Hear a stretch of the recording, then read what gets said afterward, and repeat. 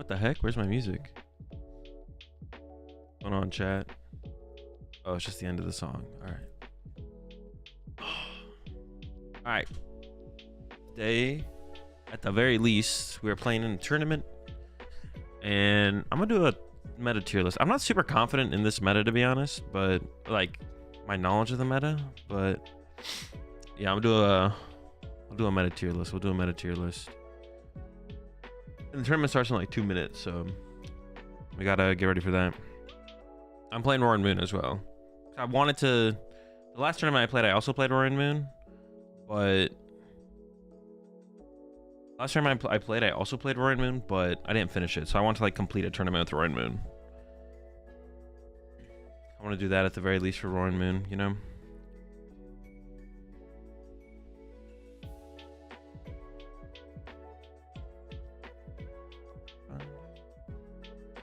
Move this over a bit. Let's see.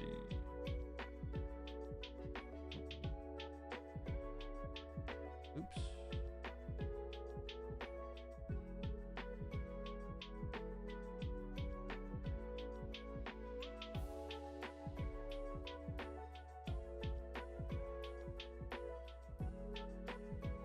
Yo, what's up, Shadow? Play Lost Box? No, I don't think I will.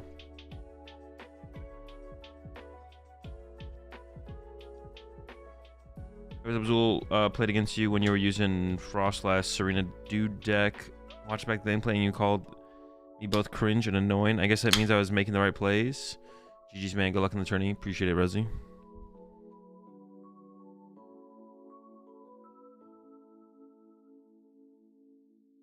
Play Lugia. You know what? I think, Medina, you should play some Lost Box against Taco Man 13 playing Lugia. Have fun. There we go. We're bringing people together through PokemonTCG. You guys should go play against each other. Taco Man, you should play Lugia against Medina playing Lost Box. I think that'd be great.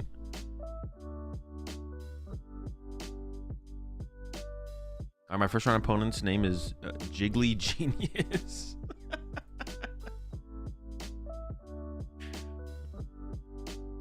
Do I like the Baby Moon? I don't know if it's better or not than the Morpeko, to be honest, but yeah, I'm not sure if this is better than Morpeko or not. I haven't played enough with the deck to like know for sure. Appreciate the 5 months there, Iron Skeptic.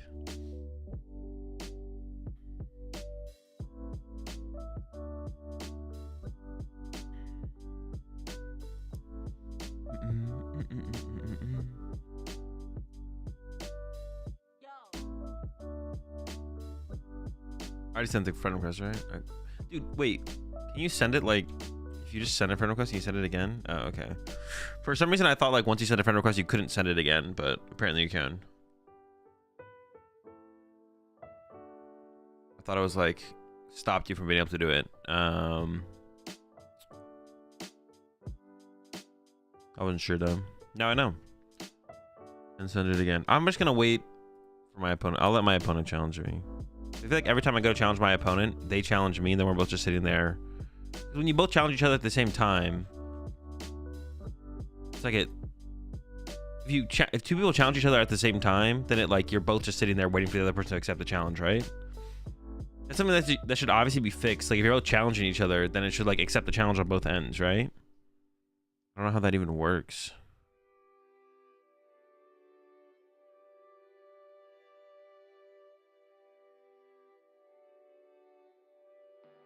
Dragon Ball Charizard better than regular Dragon Ball? I don't know.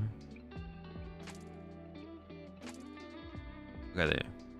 All right, I'll see you in a little bit, chat. We're getting into round one. Where do I turn it off? There we go. All right. Oops.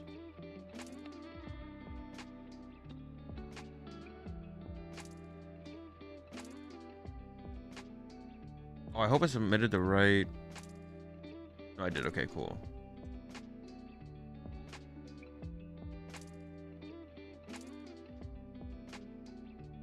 We're up against Regidrago, so we definitely want to go second, I think. Yeah, I think we definitely want to go second.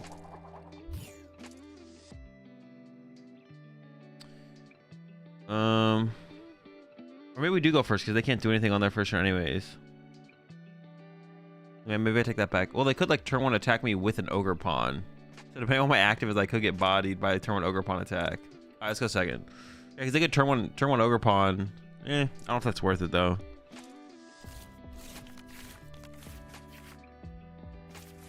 They could turn 1 Ogre Pawn like a Roaring Moon or something though, which wouldn't be like too ridiculous because it'd be like just like Excel attach, E-switch, Excel attach, E-switch or something like that. So not too ridiculous for them to pull off, to be honest. Alright, I'm okay with this then. You appreciate the tier 2 53 months there. Hello, Will. Appreciate it. Alright, so we're gonna look for that turn 1 attack into this thing. If we have the fronted gouging, it's not terrible. We just prefer to do the Calamity Storm, of course. Ogre Pawns are actually their best attackers in this matchup. Like, yeah, their best attackers in the matchup is literally Ogre Pawn, which is kind of funny. I got nervous for a second. I was like, wait, can they donk me? No, the answer, they can't donk me.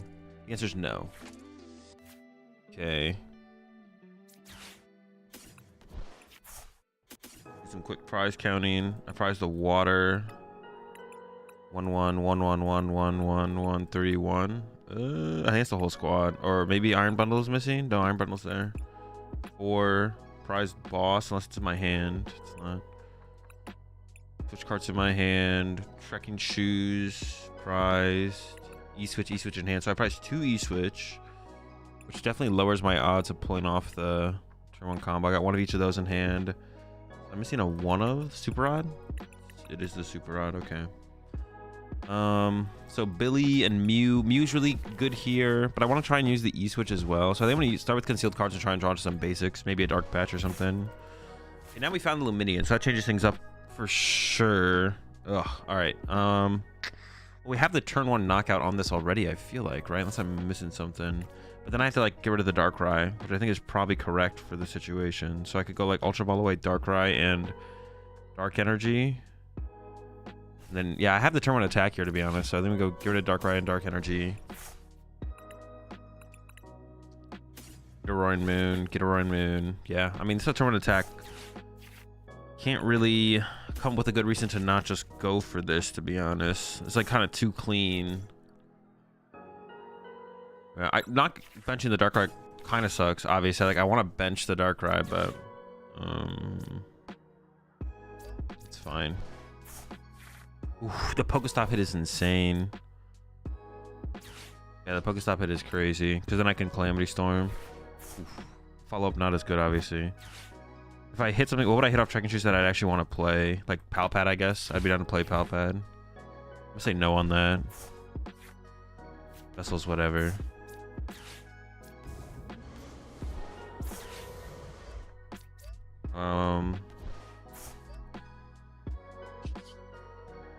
I don't see a reason to play the Vessel here. I don't think I want to. Alright, that's a pretty good knockout. They have no energy built up on the Ogre Pawn as well, so they need second Ogre Pawn, double Excel. I mean, they could pretty easily get there. It's not like too ridiculous if they got there, to be honest. I really just want the Trekking Shoes here. Okay, Trekking Shoes and Super Art are actually both really good. So the main thing I need to find is like, I want to find another ancient. Ooh, my hand's awkward, actually. It's like, okay. So I have 1 E-switch in deck. Oof. So like, Dark Patches are my more likely form of energy acceleration here to actually pull off an attack. So that means I like I don't want to push this up really, to be honest. I want to like push up the Radiant Greninja, I feel like. It's where like having the Mew on the bench already ahead of time would have been really nice. Yeah, I think I push up the current situation. I think I push up the Greninja. I think it makes the most sense to push up the Greninja because I could possibly go attach the Greninja double Dark Patch here or something, and it still gives me the possibility of using the E-switch as well. Yeah. So I mean overall I'm just hoping they whiff the attack, but it's not like super reliable for them to whiff. We'll see. If they do whiff though, we're in a really, really good spot, obviously. Looking like a whiff to me. Yeah, they're conserving the energy off the Ogre Pawn. So we can just front to gouging, but we would prefer to once again hit him with a Calamity Storm, which is possible here. We'll see the top deck. We'll check the Trekking Shoes. We'll go with the concealed cards. Then we'll hit the Vessel plus the Sada. Because I do kind of want to overall. I guess I could just play the Ultra Ball to potentially, to be honest.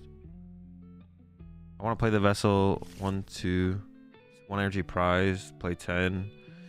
10, 9, 4, 6, 6. So there's 3 left. So I could vessel away the energy to get 2 energy concealed cards. I guess that's fine. And I can maybe like super rod an energy back as well. I just want to thin the cards out of the deck.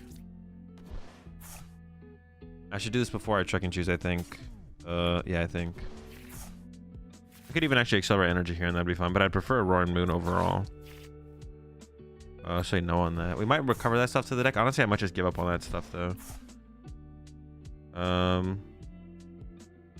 Well, I don't really need to set up another Roaring Moon anyways, I guess. Well, they could like, no, we should just have game basically.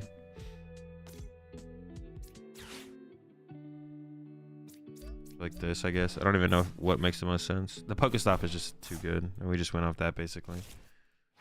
All right, so I'm gonna go Super Rod back.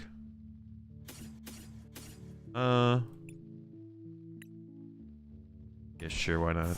Get the energy back. Put this guy into play. I could have got like Mew instead though as well, to be honest. Oh, I should have Pokestop before anything. I should have Pokestop first. Now I don't want to Pokestop because I could mill the Darkrai.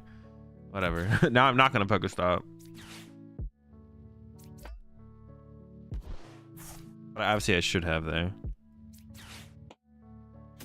I should have played Pokestop, used Pokestop, then used Super Rod. But I'm just not gonna use it. Which is whatever. I mean, I should have, yeah. But it's not a big of a deal though. I mean, we have 2 Frenzy Gouging. I don't think they have a win condition because we have like double Frenzy Gouging set up. I don't think they can play around that. They don't have if they have a play, I don't know what it is. I don't think it exists. We'll see. Maybe if I have Frenzy Gouging that turn, but they don't even play like Defiance Band or anything, right? No. This is why like maybe just getting back Mew instead of even worrying about the Darkrai was maybe better. But I mean, yeah, I think once again we just have Frenzy Gouging on the bench, so even if they can KO my active, which they can't do, we still should just win. But it's possible instead of getting this, I should have just got the Mew. Because the only thing that could like theoretically beat me would involve Iono, but once again, I don't even see how this does anything. We just won too fast, too quickly. I don't think they have a play here. I see people have been starting to add. Wait, what? People have been adding the Radiant Charizard to this deck. Why didn't this deck always play Radiant Charizard? What was the point of not playing Radiant Charizard? Was there really ever a point? I feel like there wasn't. I feel like Radiant Charizard just makes sense in this deck, which is funny to see, because it wasn't always playing it. It felt like the first list I saw of this deck just did not have Radiant Charizard.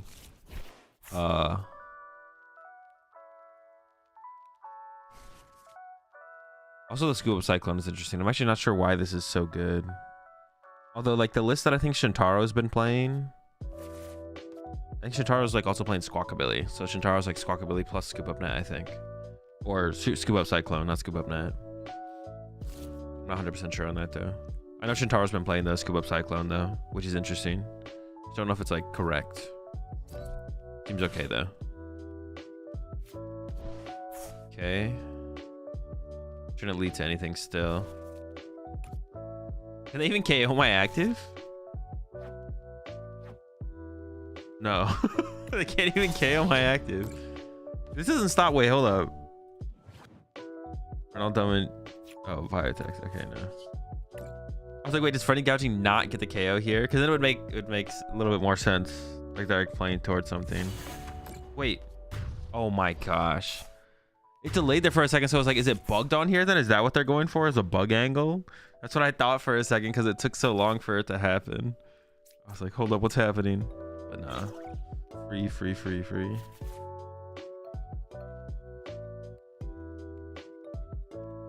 Azul, I'm bringing this deck to locals the last 2 weeks and constantly missed the turn 1 knockouts. Is it my sequencing? I mean, probably. Turn 1 knockouts with this deck is like pretty reasonable. It could also just be the deck is bad, but like, cause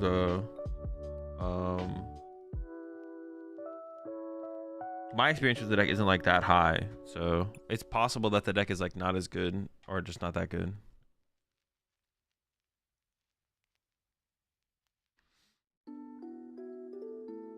Instead of Darkrai, do we ever get the bundle and KO the lone? Oh, honestly, that was probably a pretty good play there. I didn't even think about the bundle. I forgot about the bundle.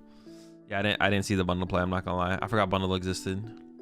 Yeah, we probably for how they put their energy in play was probably correct. I appreciate the 2 months there, Fields. Appreciate the 7 months there, Noobly.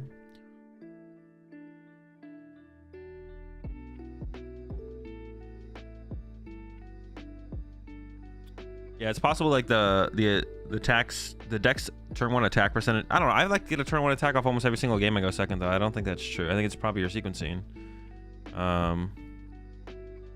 Yeah, it's probably just your sequencing. It's your sequencing or not understanding of.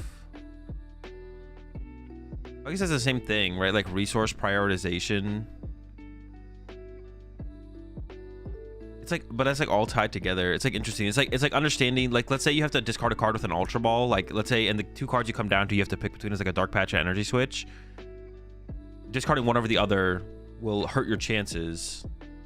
One of them theoretically lowers your chance of pulling off a turn 1 attack for the situation that you're currently in, or like vesseling away something off the turn. Like that could be the mistake you're making. I guess that is just. I mean, that is just sequencing, right? The order that you, but that's not, but like sequencing can be different as well though, because it's like when I say sequencing, I feel like people think about like, oh, should you concealed cards before you play your Sada, right? Or should you Pokestop before concealed cards? The choice in which you do your actions, not necessarily. But it's like almost like there's maybe the best way to describe Pokemon is there's like 3 layers to it. There's like you start your turn and you come up with your game plan. Right? You come up with your game plan. And then through your turn, there's a combination of decision making and sequences that you have to decide which is the correct order or correct choices to make to then to hopefully to trying to determine what the optimal line of play is in the turn. So maybe because I always, whenever I describe Pokemon, it was like game plan and sequencing, but there really is like a third. There's like game plan, decision making, and sequencing, but the decision making and sequencing happen simultaneously throughout the turn, whereas like the game plan is something you kind of go into your turn with an idea of, but knowing when to abandon your game plan and come up with a new game plan is also something that can happen in the middle of the turn as well. So maybe that's like the better way to describe the Pokemon, like Pokemon turns, is like there is like a third component to it. It's like there's sequencing. I literally until this moment have really never thought about it in that way until you had that question. I don't even remember what the question was, to be honest. Oh yeah, like am I just playing bad, or does the deck just not pull off? Is the deck bad and not attack turn 1, or am I just playing bad? The answer is you're probably just playing bad. The answer probably is you're just playing bad. You appreciate the 4 months there, Young Mung 69. You appreciate the 5 gifted there, Dan Song. Over to Jupiter Skywalker, Specs, Ambient, El Rico Suave, and John FN Seller. Welcome all to the pack. Appreciate the support as always, Dan. We are all out of orange juice, but we got plenty of grass.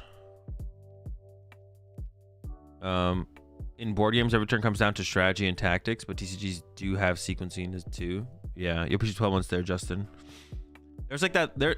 Yeah, the way I used to think about and describe Pokemon turns is like there's 2 things. There's game plan and there's sequencing. There's like you have your game plan, but you're not there yet usually. Most of the time at the beginning of your game plan, most of the time at the beginning of your turn, you're like, okay, how do I achieve my game plan? Sometimes you do. Sometimes you're like, my game plan this turn is to boss KO the Pokemon on their bench, and then from there it'd be like.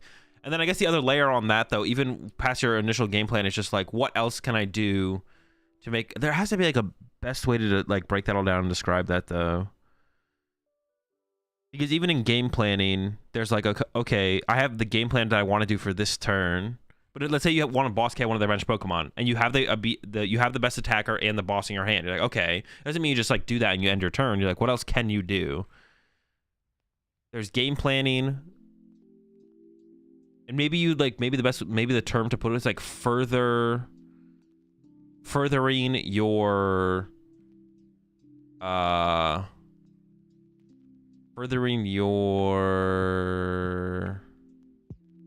board state, furthering your board state would be the best way to say it. Beginning of the turn, we come up with our game plan. When our game plan is achieved, is no longer achievable or no longer want to achieve, we have to come up with a new game plan. And then we also want to always continuously be further in our board state towards what we consider giving us the best chances to win the game. And then throughout a turn, playing around a game plan, we try and come up with, we have to sequence our cards in a certain way, and we have to make decisions around certain choices. I know what you're saying. Like, let's say I want to use Greninja and set up an energy on the bench, so when the turn starts, I think about the optimal draws to get there. I guess I don't think about it that way. I mean, you could think about it that way. I mean, sometimes you're in a situation where it's like, okay, I mean, it's not even like when you go to use concealed cards, you are concerned with the idea of you ideally want to draw the perfect 2 cards, but you have to weigh the pros and cons of like losing the energy to just get 2 random cards, and most of the time it's corrected concealed cards. But you're not like, oh, I need these 2 perfect cards. You're like, I'm just trying to further my board state. And using concealed cards usually equals furthering your board state. Will you get the perfect cards? Maybe. I don't know. Who knows, right? You might not. But you know you're going to further... There's a chance that you further your board state. It's possible that using concealed cards actually sets you back, because then you lose an energy, and you need that energy more than where you end up. Where the concealed cards puts you in a situation where you'd prefer to have the basic energy than to have used concealed cards. But on average, you're going to end up in a positive exchange of resources, right? Like the exchange of resources of an energy for 2 random cards out of your deck is usually on average a positive, so that's why we always concealed cards, or we would concealed cards so often, if not every single turn that is possible, because the average outcome is positive. What's the reason for Pokestop before Pokegear? I remember hearing about this before, but couldn't remember the rationale. Because Pokestop, well, it depends what you're trying to hit more of and your odds of hitting a supporter off of Pokegear. But Pokestop could hit items that could then thin out your deck of other non-supporter cards to increase the odds of Pokegear hitting a supporter, basically.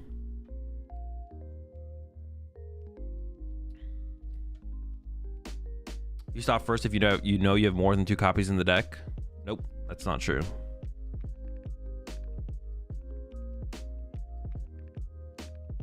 Is the word for further your board state tempo? No. Furthering your board state has nothing to do with being on tempo. Being on tempo just means like you're currently winning or not falling too far behind in the game. So it'd be like in a 2-prize exchange against a Dragapult deck. Well, if I at least take a 2-prize knockout every single turn, I always win the game first. So I'm on tempo every time I take a 2-prize knockout. As soon as I whiff a 2-prize knockout, as long as my opponent is taking a 2-prize knockout, I'm all of a sudden losing the game. But my board state can be furthered past just taking a 2-prize knockout to where it makes it easier to get the next 2-prize knockout, but it has nothing to do with tempo. I could have 0 energy in play and my only 1 attacker plus 1 Mew EX in play, but currently I'm still on tempo as long as I'm able to create a new attacker on the next turn.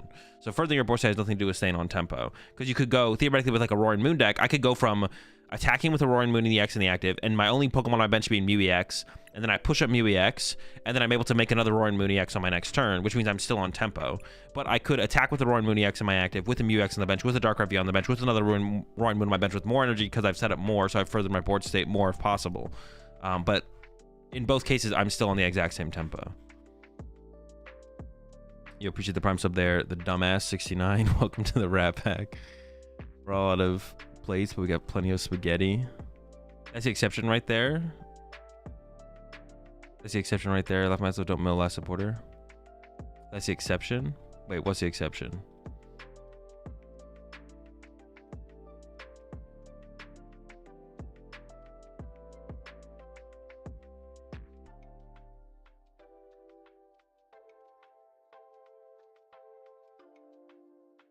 Exception is what Josh said.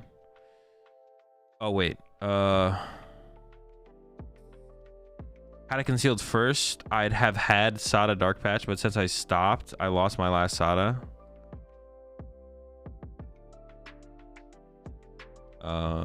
Wait, what do you mean? You're talking about like in general in a game of Pokemon? That's what happened, or?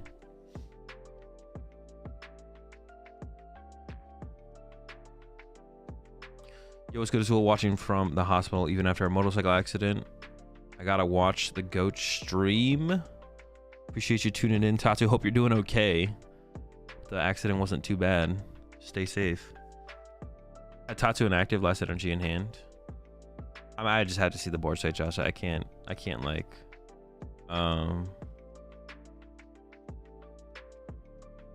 so I'm adopting a cat tomorrow and it's my first time owning one. Any tips? No, I'm not a cat owner.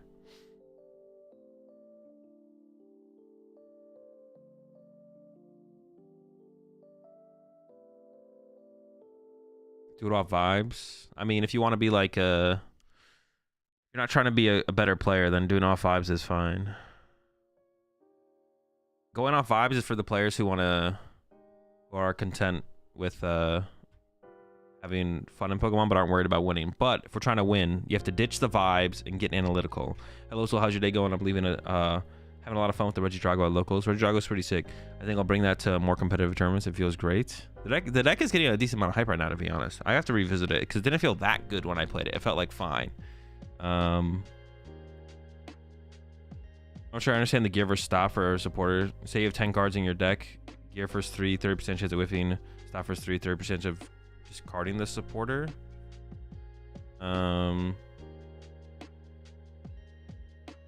The point is that stop could hit items, and those items can go take other cards out of your deck. The next X amount of cards doesn't matter if you don't interact with them immediately. So if you play stop and hit a vessel and use the vessel, you're now gearing into less cards. You're now using Poke Gear into a card with less cards in deck. Or you hit a Nest Ball off the stop. Or you hit a Palpad, and then you can Palpad a Sada from the discard pile into deck.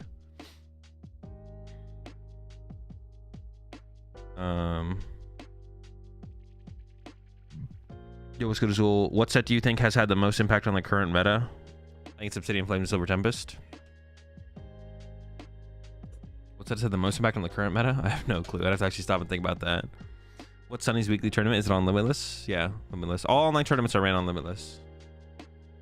Yo, appreciate the 2-1 sub there. Tony B, TCG. Welcome to the Rat Pack. We're all out of doors. We got plenty of convertibles. Divine Intervention seems unfair in Pokemon. Can you call a judge if your opponent says a prayer before stop? I don't know. That's a good question there, Kohler. The vibes will fail you. The vibes will always fail you.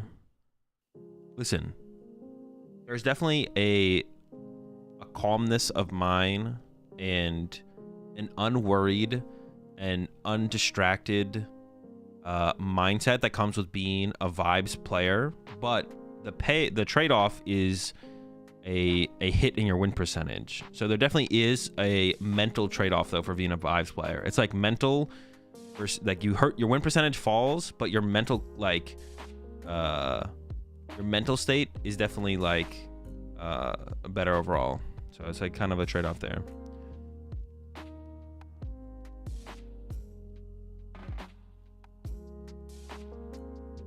I've heard a lot of rumors about the next season system, but I haven't seen any. You know what's on the rumor mill? No, and I don't care. Wait, what do you mean you've heard but you haven't seen any? What does that even mean? You've heard rumors but I haven't seen them?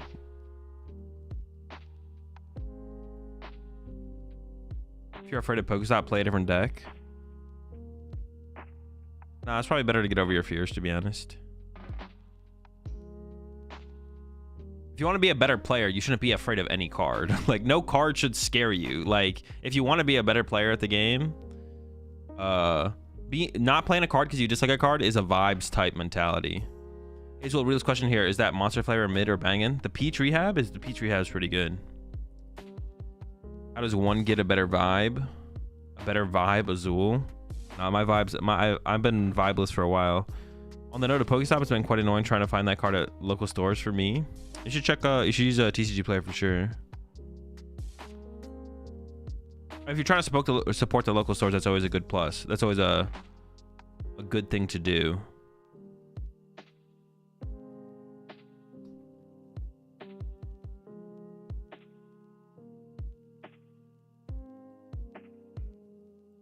What about the win percentage gain for your mental? I guess that theoretically there is like a gain there. I've heard there is a lot of rumors, but I don't know what they are. Oh, okay. I mean, just go on Twitter. They're all on Twitter. You just heard that there is rumors about next season, but you haven't heard what the rumors are.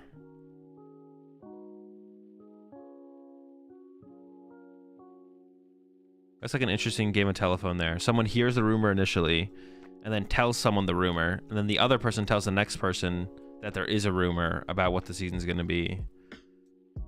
It doesn't tell the person what the rumor is. You push the 4 months there in Sano.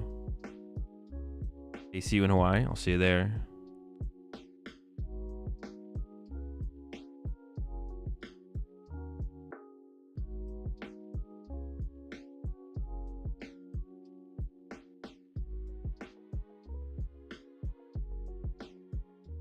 Stop telling us how to play better, show us how to vibe better. True.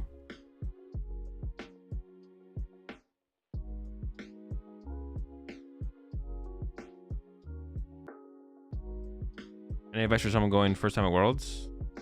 Not really. I mean, I would say, I don't know, it just depends on, it's like, that's such a, like, I feel like the more I think about that kind of stuff, it's like such a personal question. It's like, not a personal question like that I can't answer, but it's just like a person-to-person question where it's like, do you want to put extra time in and grind to give yourself a better play in the tournament when you get to Worlds? Are you going to spend extra days there? If you do, are you going to spend those days grinding to prep for the tournament? Or are you going to go sightseeing? Like, depends on what you want to do, and then what type of person you are. Because I wouldn't say there's not a wrong answer to that. Like, if you show up to Worlds on like Wednesday and then just grind and prep for the tournament the whole time and don't do anything in Hawaii, I don't think it's a bad thing.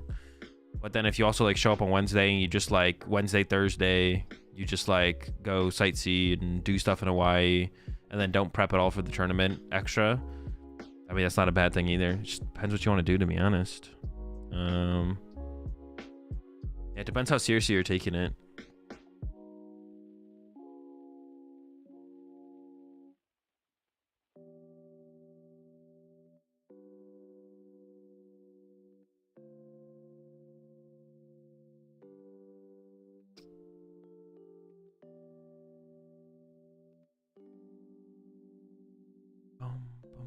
If you had to choose between making Poke content or playing competitively, what would you choose? Oh, that's a tough one. Making Pokemon content or playing competitive. I think right now, like only choose, if I had to choose one of them to do like full time, probably competing. But I would definitely come back to wanting to do just like only Pokemon content eventually. There's like there's so much more to do with content stuff than there is with competing. Competing is like literally just competing. I'm sure like the format metas and change and stuff, but eventually I'd want to get to the point where I just would want to only do content. But I do like the current like mix of both right now. I don't worry about the rumors until it's confirmed. I don't care. I mean, there's a lot of people saying the exact same, but I don't know where it all, if it just comes from one source. I don't know. I just don't know why like someone at TPCI would leak. There's just like there's no upside to leaking. Like, leaking something a week and a half before it is theoretically going to get announced on the 28th, like, doesn't make any sense.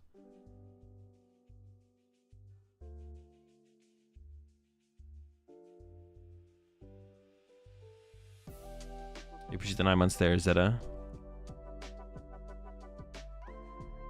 What if there'll be an open this year at Worlds? I feel like they probably would have already announced it if there was going to be one, right? Maybe not, but I feel like they would have. I didn't even like think about that. I forgot that was like going to potentially be a thing. Maybe with like if they announce the new, maybe they'll announce it with the new season information, because it'll be like the first tournament with that new structure applied. Do Worlds in Hawaii, right? And just go mess around and have fun. I mean, I don't know, but like that's not. I don't think that there needs to. That's what I'm saying. There's like not a correct answer to that. Like, also if you just want to stay in your hotel room / hotel room lobby and just grind and prep for the tournament, I think that's also like fine. I don't know. I would say at the very least, try and eat some local food. That's as much as possible, because that doesn't like take too much time out of your day if you are just trying to grind and prep. So how should I optimize my actions for my own unique goal and personal preferences? That's a good question.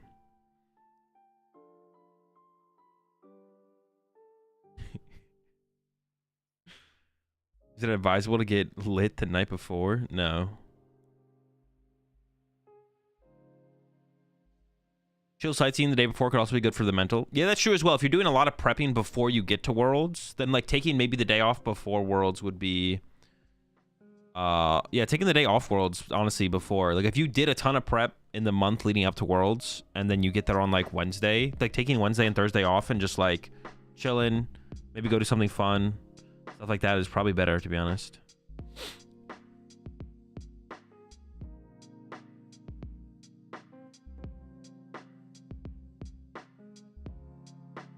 Why is the 28th the date? I don't know. That's what Tate tweeted.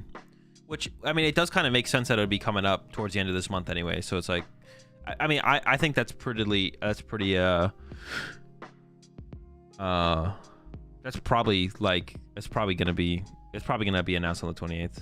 Like, Tate leaked that it's getting announced on the 28th, the new tournament structure. and we are getting to the point where they probably should be announcing something. So it's like, honestly, it's kind of funny. You push it 66 months, they're Tyrant. The amount of people, there's like the amount of people who are spreading rumors, but not like, you know, saying this is like, you know, they're just saying what they've heard. But there's an equal amount of people who are being like, none of this stuff, why would you ever think any of this stuff is true? Or like, I mean, I don't really care about it one way or the other myself. I don't really like overly want to talk about it until they announce it. But like, some of this stuff is probably true. Some of this stuff is probably true. I don't think Pokemon players are incentivized to make fake stuff up, you know? So, yeah.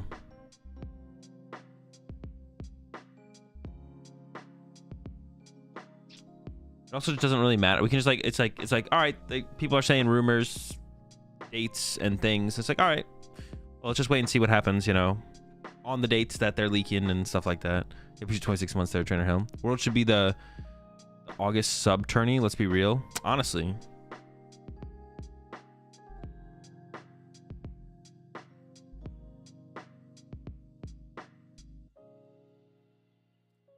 All right, we hit our next round opponent. They are playing... No, but this is a good matchup. It's just annoying. They're playing Control. It's a good matchup, but it's just annoying. It's just annoying. All right, gotta make sure I don't throw. Well, it's not Control. It's Stall. Quadlax. Like, set up my Darkrai. I got Canceling Cologne. Boss, Prime Catcher, 2 switch cards. Just set up a Roaring Moon, start swinging. From your experiences, the meta tend to evolve the most in a few days leading up to the majors. On the high end, yes. Like the better players, well, not really, but like the meta, it doesn't evolve in the couple days coming after the tournament. A lot of the best players already have like similar thought process or have similar ideas, like the Regieleki and Zarda EUIC. But like it's just not known. Like I guess the answer is, it doesn't happen in the couple days coming up to the tournament, though. Basically, it's just you don't hear about it until the tournament happens. Like the major meta shifts, in the meta are based around major tournament results. So it's like the meta isn't gonna like change until the major tournament actually happens. The major tournament has to happen for it to change, but it doesn't mean that stuff wasn't happening, and changing, like between major tournaments, you know. All right, I'll be back in a little bit, chat.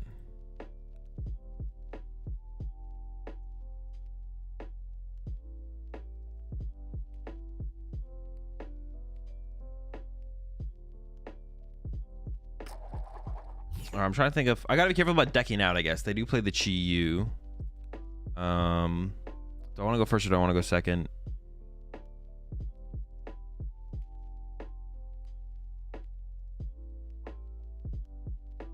I don't mind going first, right? Dude, I'm actually not sure about this. I don't even know. I guess if I want to take like a slower approach, I kind of want to go first. Because I can like attach, like attach, Sada, attach. Which this hand literally does. This hand is literally attach. Yeah. Yeah, like it lets us take like a slower approach, I guess. Because we went first. Darkrai. Sada's there. Boss is in hand. Tries the trekking shoes. E-switch. 2 Pokestop. The Pokestops are really good, actually. That kind of sucks.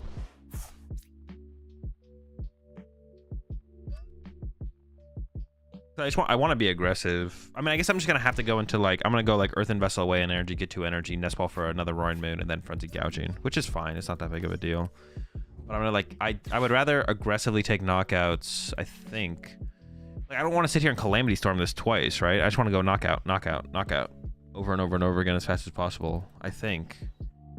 Because the other approach I could take would be Calamity Storm for 100. And they get to get an extra turn to use Rotom and do all these shenanigans. Damn. I was thinking about playing the Vessel and playing the Nest Ball, but I don't know. I was like, they play like what? 1 Iono. They play 1 Iono. So like, it's like the chance that I get Iono here is just like so low. Like, I don't know. Is it really worth playing around? I guess. Guess it was. Haha. All right. I mean, I kind of want to go KO that, to be honest. I don't want to sit here and do nothing. That's for sure.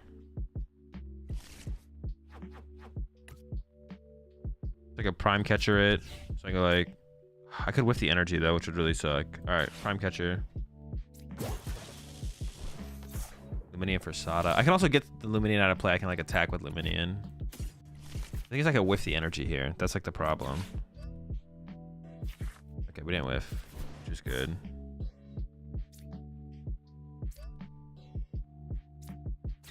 For the Pal Pad. I'm gonna play the Nest Ball and just get the Darkrai, I think. I want some weird flute shenanigans. I also just want access to the thing as soon as possible, I feel like. I could have also played the Ultra Ball, to be honest. Could have Ultra Ball away Fluttermane plus the Ultra Ball. And then, yeah, I could have got rid of both those. All right, Bundle's cool, Stop is cool. I mean, Bundle's kind of whatever, actually. I take it back. Bundle's not that cool. Tends to be cool. The Pokestop's really good, though, because it lets me Calamity Storm for KOs. Like, continue to be aggressive. What they get? Just some Nest Balls? Love to see it, love to see it. And there's the counter catcher. So I can attack with Luminian. So this isn't that bad. Actually, I could like go bench Fluttermane, bench. Oh, I mean, I can just go KO this. I'm just gonna go another. Well, that'd be my next prime catcher. I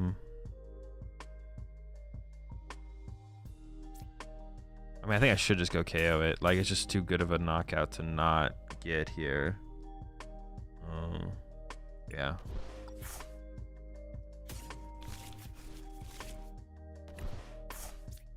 I am playing pretty aggressively, but care. All right, Starbus. Let's go for the prime. Prime in a, I think a Vessel probably. I have no energy. Well, no, I'm gonna have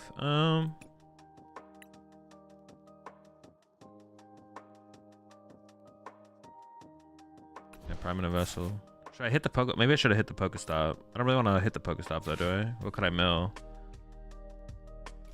I guess there's actually not that much that I could mill here, to be honest. Let me think about this for a second. But I should have done it before I played the freaking Pal Pad, right? Because I like been playing stuff.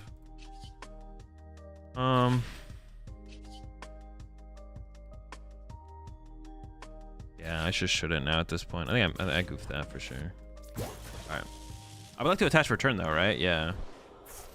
I can like bench this, Vessel this. Because attaching here is good. Sure.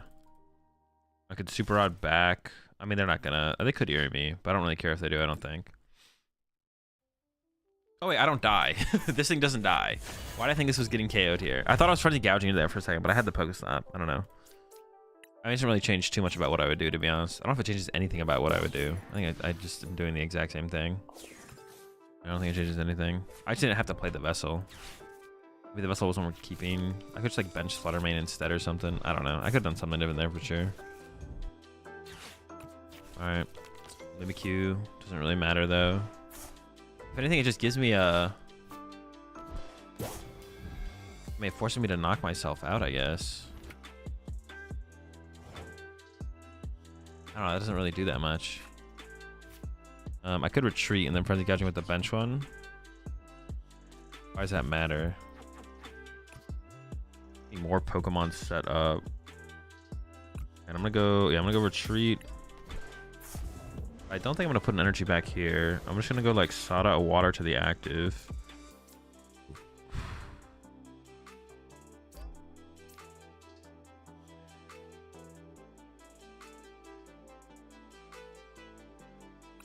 Do that. I kind of want a Dark Patch. The Darkrai. And then patch a Dark here. And then the gouging, I guess. I don't. Does that make a difference? I mean, if they had like but they're not gonna Ion on me. No, they could have Ion on me, right? They could have Ion on me, yeah. Oh, I don't get 2. I don't know why I thought I got 2 there. I was like, all right, give me 2. My last prize card is a Pokestop, I think. Dude, I could have played this so much better, though. There's like quite a few things I could. All right, they just conceded. We'll take it. That's pretty good.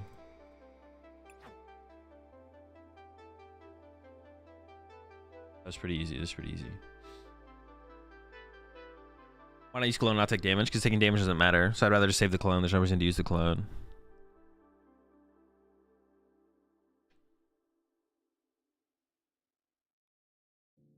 I think he realized Moon goes to Mimikyu.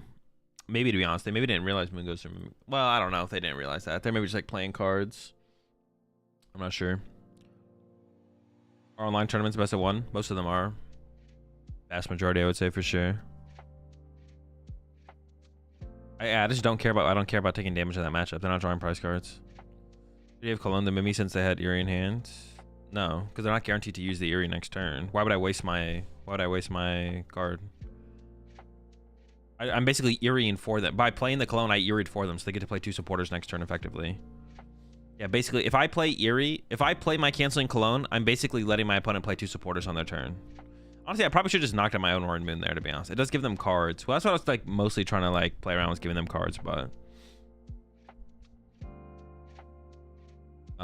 yeah, so the canceling Cologne is basically like me playing 2 supporters for them. Because I have a prize card overlay on the left. I do, yeah. So people can see what I prized and the deck list if they want to. I think this version is better than the Dunsparce one. Yeah. The Dunsparce one feels terrible, to be honest.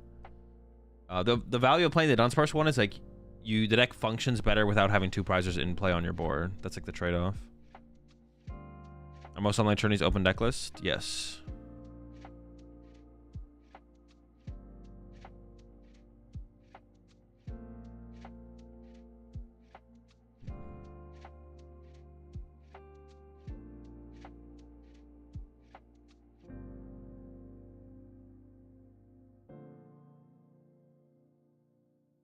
So what decks are good against Guardy? My local metagame is full of Guardy. Like pretty much any Iron Hands deck is like favorable to Guardy.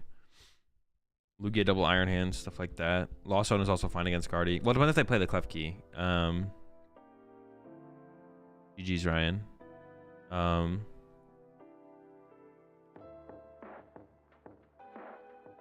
I just said something I'm trying to like clarify.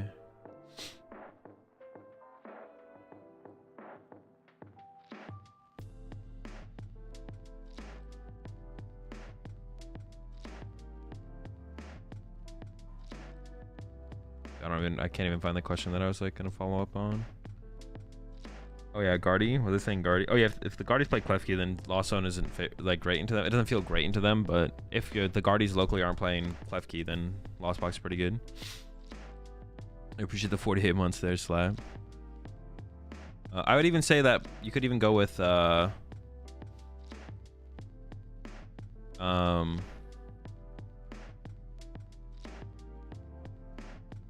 I land on Moon for this tournament. The same way I land on every deck for every online tournament. I just wanted to play it in a tournament. So yeah, Sable's Heart's pretty good against Guardy as well. If they don't have the Clef Key. The Clef Key is the annoying part. But if no one's running Clef Key, then Lost Zone decks are pretty good against Guardy. That's the question. Iron Hands decks and Lost Zone decks. Iron Hands decks are always fine against, or always good against Guardy though. Irrelevant of Clef Key, obviously. I really want to click the collect button. It's torturing me. Tormenting me. Alright, I'll click it this one time. I think I'm just gonna have to click it again. I don't want to click it every single time. That's just annoying to have to go into there every single time to click it. What do we get? What do we get? Okay, 5K credits. We got the alt or the what are those called again? Like Illustrator Arts or something, whatever. War Turtle. Okay. Those are the cards I got credited.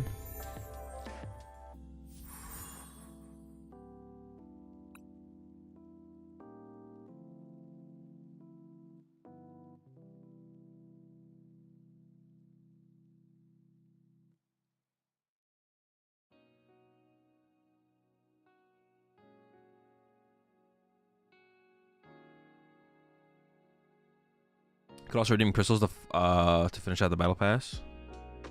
Well, I'm not gonna do that. I'm not doing that as a waste. I'm gonna wait until I don't know, I should be able to complete this in 5 weeks. I don't know, maybe not. If I don't, I don't. If I do, I do. Yeah, we'll see. How's this list fare against Lugia with no temple? I don't know. It's not a matchup I've tested. I beat every Lugia I played against on ladder, but that doesn't tell me that much. For sure. Also, I don't even know how Lugia decks are being built right now. Is it the double hands, or are people doing double hands or doing Chinchino still? Anyone used to watch Kripparrian playing Hearthstone and he saved all his dust for like 3+ years and clicked that button and it crashed the game? I used to watch Kripparrian back in the game when I was trying to learn how to play. What is the mode that Kripparrian played?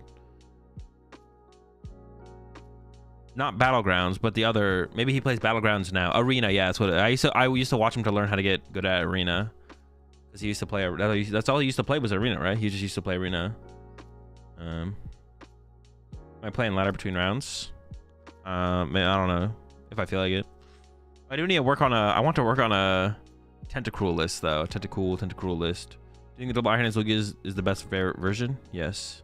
What do you think about double hands versus Chinchino? I like double hands. I think double hands is better.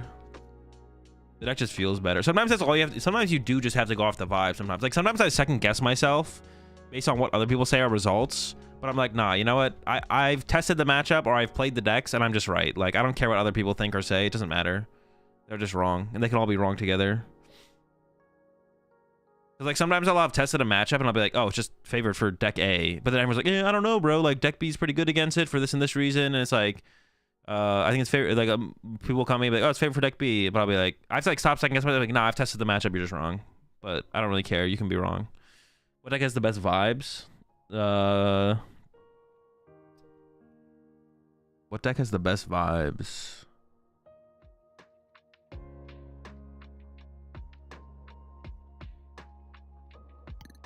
Wait, this deck is literally named Palafony X. What the fuck? That's a good question. What deck does have the best vibes?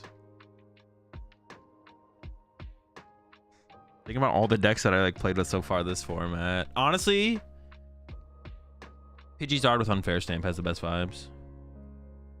What do I think of Brandon Salazar's Raging Ball Ogerpon list? I don't know. Do you really have anything that different from other lists? Honestly, that's like something that, I mean, there's. Well, hey, let me look at Salazar's list before I say this.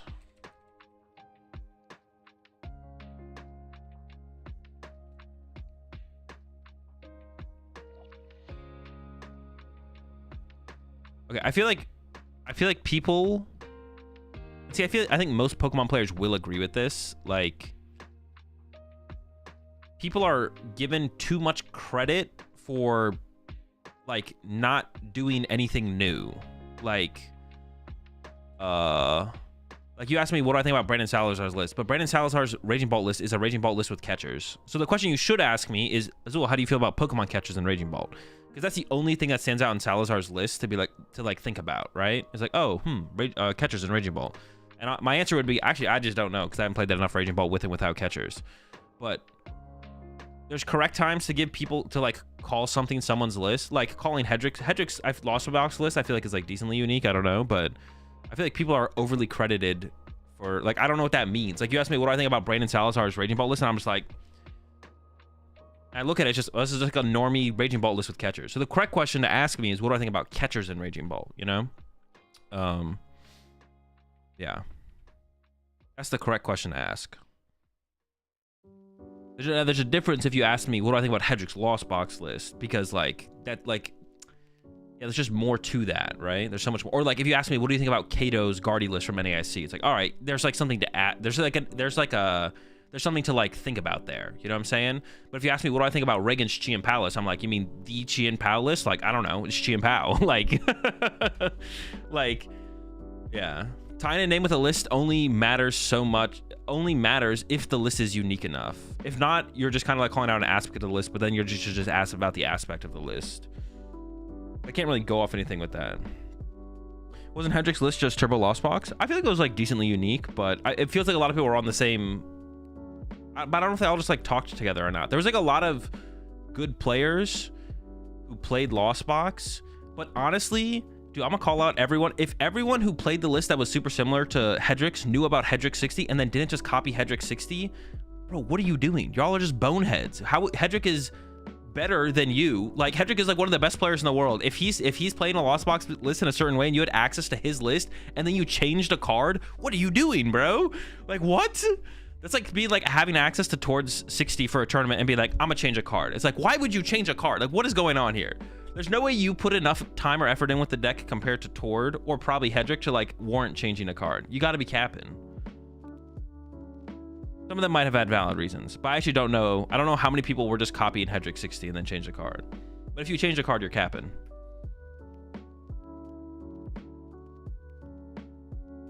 I think it's reasonable to cut Iron Thorns now that Lugia is seeing less play. Oh no, I'm not talking about. I'm talking about at NAIC, Jesse. Yeah, post NAIC, there's probably changes you can make to Hedrick list for sure. I'm talking about like at NAIC. If you had access to Hedrick 60 at NAIC and then changed a card. Like, yeah, like post NAIC, of course, there's always changes that can be made. I wish I had access to that 60 is broken. It's pretty good. But it's missing Tatsugiri, though, to be honest. It's missing Tatsugiri. Yeah, obviously, there are some people who probably put in as much effort as Hedrick did with Lost Box. Well, I don't know. I don't know if anyone put as much effort as Hedrick did into Lost Box, but, you know, enough where they come to their own conclusions might be reasonable. But, yeah, I feel like I see things happen sometimes. I don't know. I'm like, bro, you have, like, access to... You have access to, like, discussing Pokemon with one of the best players in the world, and then somehow you come up with a different 60 than them. Like that, like, I'm like, bro, come on. There's no way that just happened. There's no way you're playing a different 60 than this player who you're in communication with about the Pokemon TCG.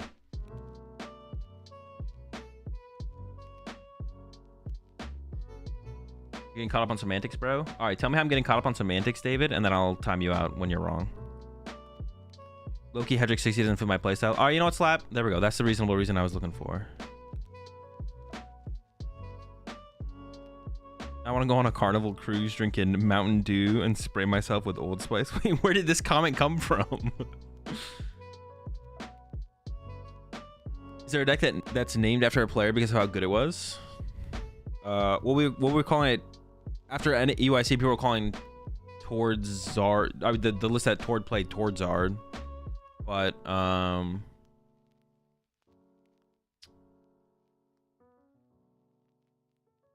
what's the difference between you adding Tatsu to Hedrick 60 and changing a card? Isn't that the same thing? No. But I'm talking about, like, at the tournament. There's no way. I would assume most people did not have the understanding of Lost Box that Hedrick did. But, like, post NAIC, I'm taking Hedrick 60 and then trying to improve on it from there. I'm talking about, like, in the moment at the tournament, right? Unless you put a ton of effort in with Lost Box. So I'm saying if you were like testing Lost Box a little bit and then just like had access to like Hedrick 60 and then like changed a card, that like doesn't make sense to me. Like, I don't know, how do I even explain that? Is that correctly explain the way I'm thinking? Yeah. I don't know if that correctly explains. I think it makes sense in my head, but I don't know if I'm explaining it correctly. Or explaining it so it's like digestible, like it's like easy to understand. Each checklist is a snapshot of an event and how it looks. Yeah. Post any event, changing lists always makes sense, and it doesn't mean it should be changed, but like experimenting with new stuff makes sense. But like experimenting with something at the tournament makes less sense. You appreciate the prime sub there. Thank God for underwear. Welcome to the Rat Pack. We're all just shoes. We got plenty of pants. Makes sense if you don't think about it. Maybe. Hey, I could just be yapping here, but...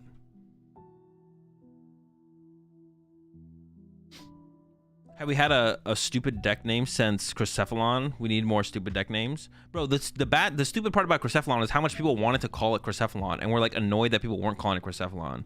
That was the worst part of Chrycephalon. But I don't think we've had as bad of a deck name as Chrycephalon since Chrycephalon. What if you really don't understand the point of a card, so you wouldn't use it correctly anyways? I would just need an example of that. I don't know if I believe that exists, Giles. I don't know if I believe that exists. Like, I would need an example of that. I would need an example of that where it's like, I'd have to like, and then I would have to genuinely believe the player couldn't come to the conclusion on the card at all. Making a change post-event, you have the luxury of information from the event results, so making changes makes more sense. But yeah, having such an experienced player hand you a list the day of and you like, nah, you're wrong, this is kind of silly. Yeah, I mean, obviously, like, everyone wants to be their own player, and like, you do want to have some aspect of you are the best player in the game. Like, you do want to have that mentality, especially all the competitive players out there or people who are trying to get competitive. When you like sit down to play a game of Pokemon, you want to assume you're better and more prepared than your opponent. But leading up to the tournament, there definitely is like a level of very few people are putting enough time into the game to just like. Sometimes when a better player just tells you something, you should just kind of take it as law, like, which is just like fine. It's like fine to do that. Like, if you're gonna do your own due diligence, that's one thing. But if you're not, just be like, all right, you're right. Yeah, when you sit down to actually play in a tournament and play a match of Pokemon in a tournament, you want to assume you are the better, more prepared player, and play confidently. But leading up to the tournament, hey man, if Tord tells me a matchup is one way or another, and I'm just gonna be like, all right, you're right. Like, if I haven't done my own due diligence and Tord is like, you go second in this matchup with Charizard, I'll be like, all right, you're right, Tord. I'm down. Like, I'll take it. Whatever you say. I'm not gonna like, unless I have like some reason to believe otherwise. But then I've done my due diligence, right? Like, I've played the matchup to an extent where I believe differently, but.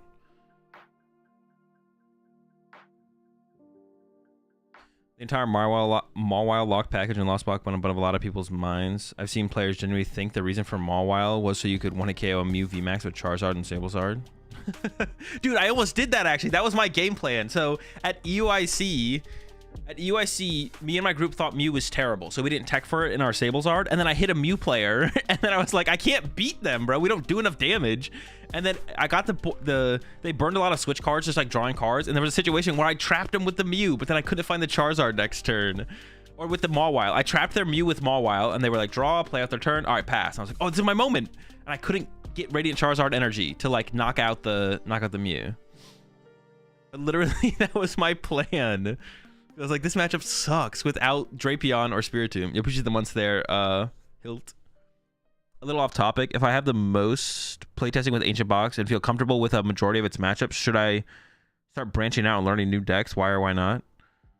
It just depends on what your goals are. Like, if you're trying to get better at Pokemon, the answer is yes. You should pick up different decks and try different decks. Because there's a ton of, like, anyone who picks up a new deck for the first time, there's like a huge information flood, right? And like stuff you're trying to like work out and understand. So if you're just trying to get better at Pokemon, the answer is yes. If you're just trying to optimize tournament performance, the answer is probably just play Ancient Box. But we're in downtime right now, like leading up to Worlds with everything. So I assume your goal is just to get better at Pokemon. So you should pick up new decks.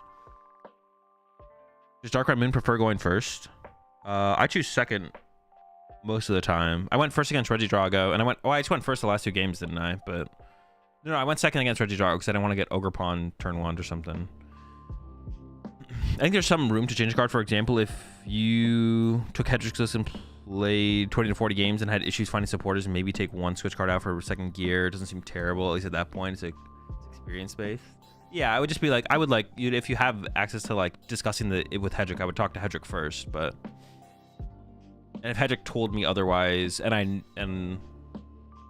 Hedrick had more games than me, then I would just like trust his take. It also depends on what kind of access to the person you have. But I'm gonna talk about meta stuff after the tournament. Yeah.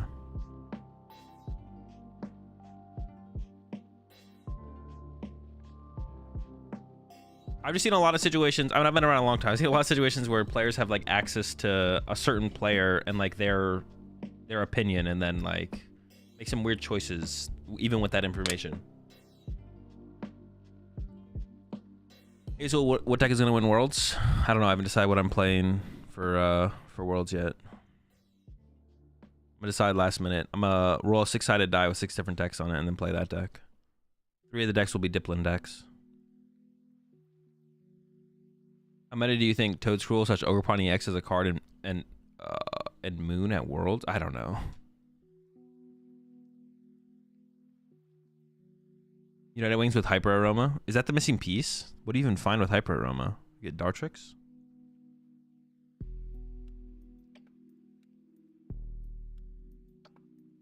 This feels like a conversation you gave me trying to teach me Pidgey Guru control before Nashville. Why did Chien-Pao fall?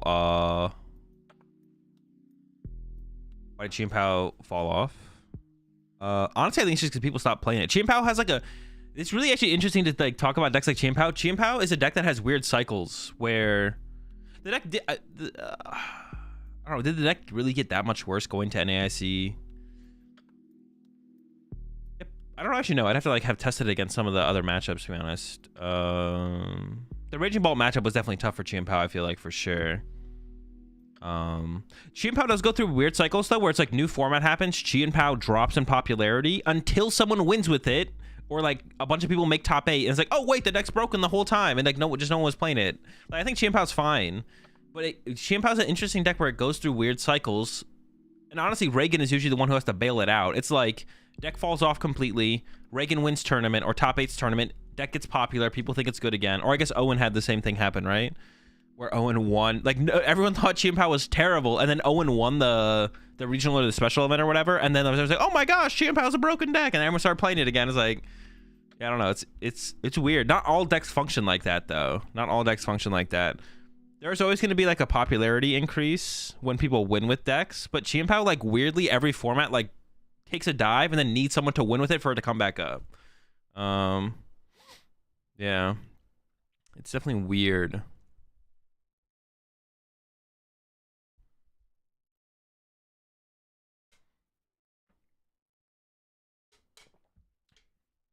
I didn't like Chien-Pao, and then I had to build it for a water challenge on live, and I didn't hate it.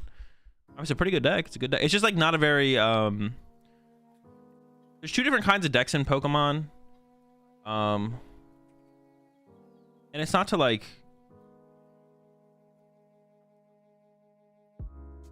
kind of like to the, like some decks just like overall are just more linear. Like there's like the two groups of decks you could take for this, and this like excludes control and stall, is like group 1 is like Gardevoir, Dragapult, Charizard, Lost Tina. Group 2, I'd also say group 1 also has like Lost Box, and then group 2 is like Miraidon, Raging Bolt, Lugia, Chien-Pao, Future Hands. There's like two different groups of decks in the Pokemon TCG. And I guess it just comes down to like versatility and depth and game plans and comeback potential.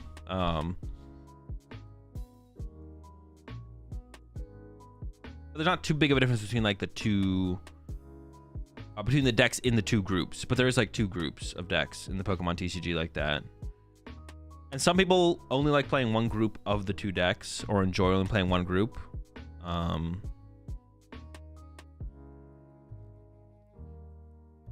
But Chien-Pao definitely falls into group 2 for sure.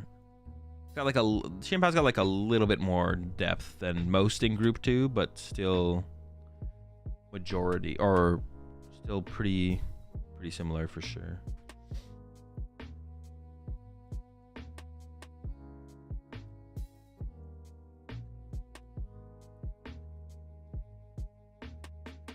Arctur is an example of group 1, both competitive and complex.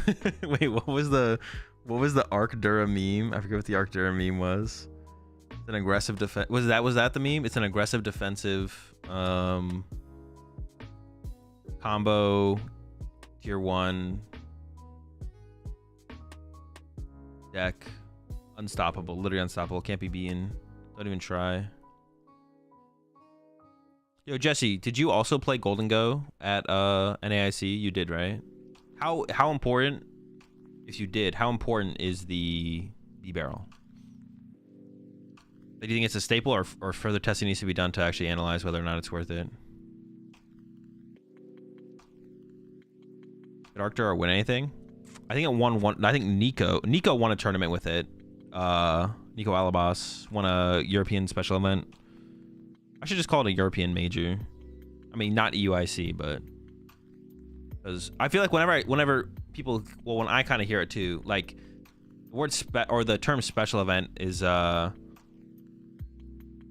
diminishes the value of a tournament, which it should for the most part, except for European special events, because like the Latin American special events are like what, like 100 people. Like I don't consider those major tournaments. But European special events are definitely majors. Arctura won an IC against Tord, right? Szymanski. Oh, that's true. Yeah, Arctura did win. I forgot about that one. How much for next round? 1,000 Bulu bucks. Right now for one regional 2. Oh yeah, right now for did win. All right, Arctura did more than I thought. The only one I remembered was Nico winning. The only one I remember is Nico. But that, yeah, you're right. Actually, it did do more than I remembered. Honestly, Arctura is kind of crazy. It's kind of a crazy deck. What are we doing here? We should all been playing more Arctura.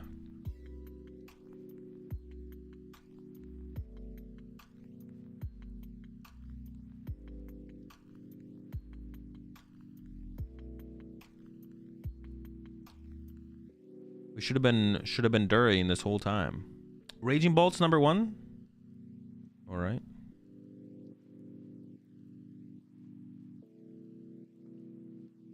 Take me back to Dura pre-Arceus deck was so gassed. Yo, that deck was sick. The Zacian Dura deck. Dude, that deck was frustrating though because it was so inconsistent. But that deck was definitely sick. That deck was actually super sick. All right, round 3 should be coming up here in just a second. Hold up.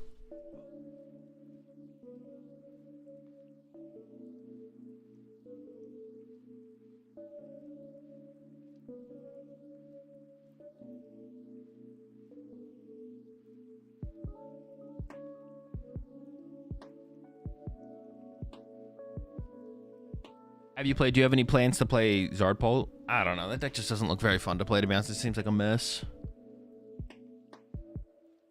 There's like a ton of other decks I'm gonna be trying out before I get to that.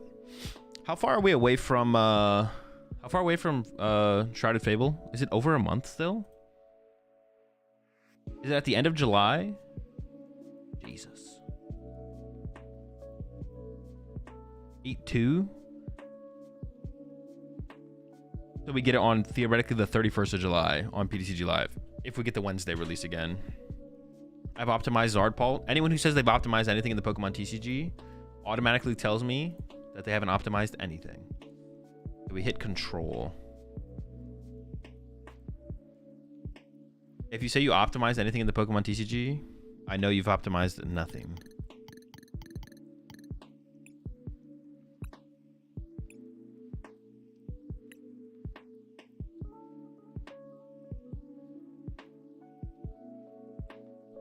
All right. Well, we took out Stall.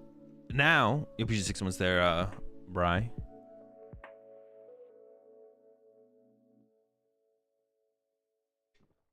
Unless Tord says. I don't even know if Tord uses that term. Optimized. I don't know. I think it's probably just it's always an incorrect way to think about the game, but you can say here's how I'd play a deck for a tournament tomorrow, but or at this moment in time, this is what I think this is where I'm at for my 60. But tomorrow, you know, who knows, you might want to change something. You appreciated 3 months there, Juan. I've optimized my optimization process. That's what I'm talking about. I've optimized the vibes.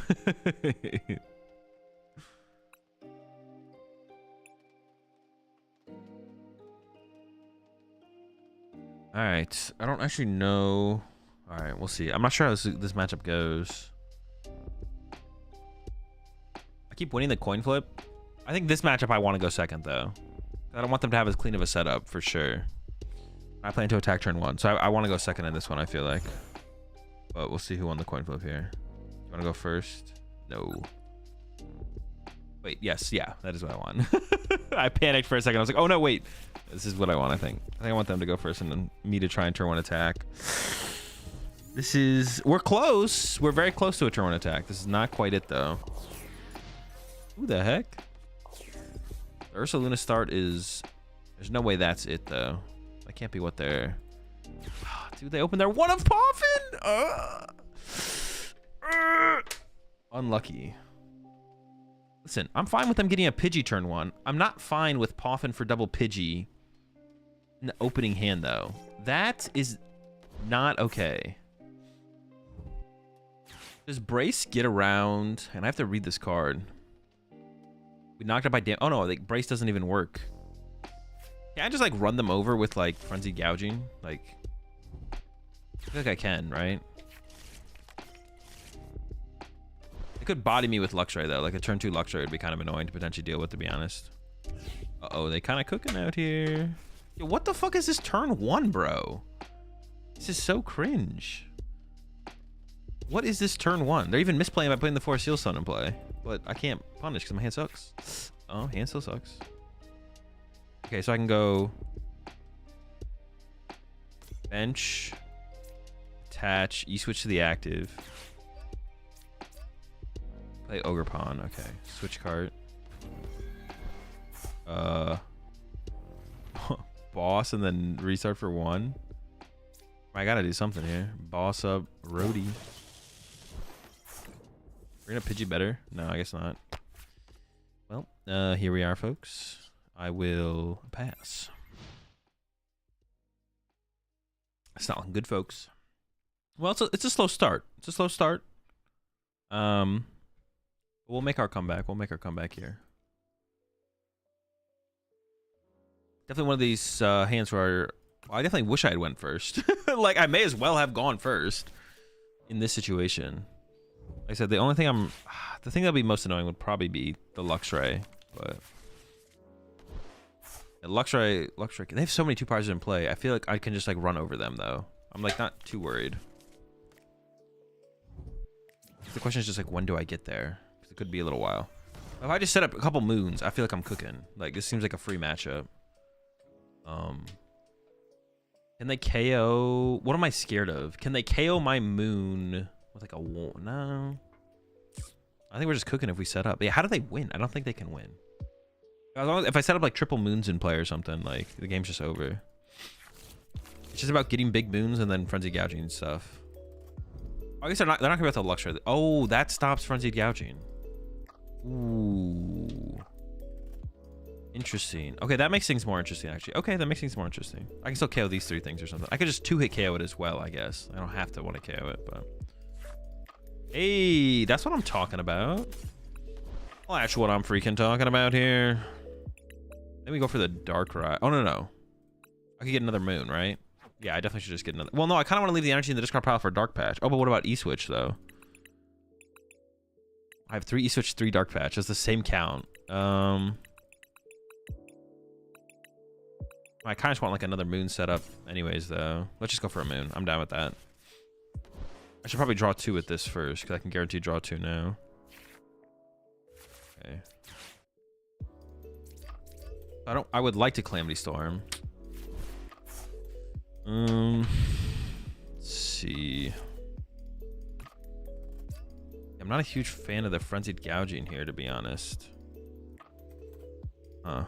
How do I want to approach this? Seems annoying.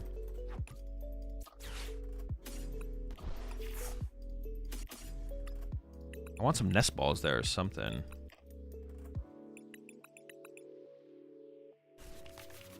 I don't love frenzied gouging here. Ugh.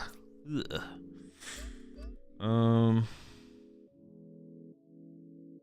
I could use Greninja. That seems like pretty mid though. Frenzy gouging is just so mid here.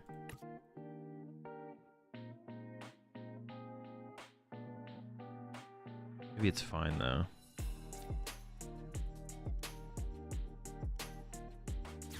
I'm gonna start to set up the dark right here, I think.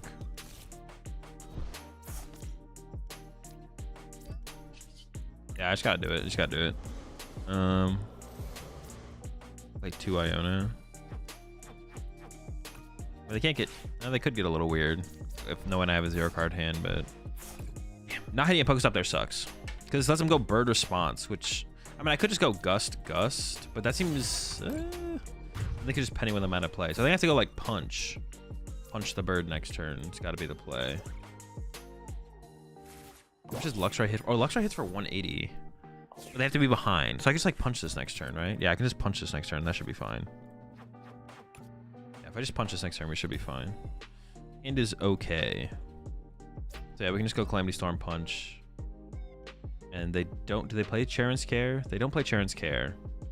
Then we go knockout on 2 prizes back to back. And they shouldn't be able to draw a knockout, right? If I punch the bird, assuming the bird kills this. If bird kills this, what if they go... okay, bird kills this. I have 30 HP left. Can they do something with that? I guess they could go Luxray kill this. That would be kind of annoying. I don't even know how I'd respond to that, to be honest. If they went Luxray KO this. Uh-oh. For how slow we've drawn here, things could start to get a little bit awkward here. I can see it happening, to be honest. Run to the Mimikyu now. Interesting. Can this thing attack? This thing can't attack, though. What are they doing? Are they chilling? I thought they would, like, for sure respond with the bird. Not sure how I feel about this. This does not seem very good from them. I don't think this seems like a great play. Seems very mediocre. Kind of annoying, but when we have Darkrai left, what they hit? Palpad? The Palpad's annoying. Ooh, I can't recover my boss. So I have 2 Gust effects left. I have Prime, Darkrai, Recover, Prime. That is kind of annoying. That is kind of annoying. Not gonna lie. Interesting. I thought for sure we were getting knocked out here. I had to do it a little bit different here, though. We'll see how that goes for them.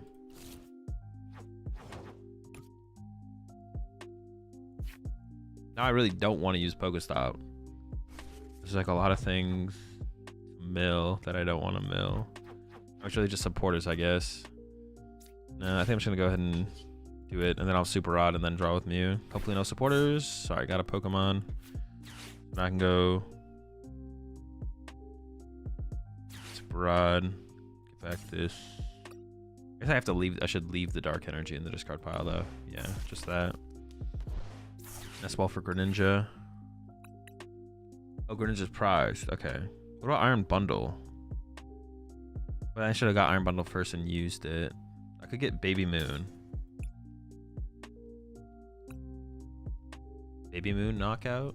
No, Baby Moon won't even KO that, right? How much do we have in here? 1, 2. No. Maybe I should get like another Big Moon. I honestly just kind of want another Big Moon.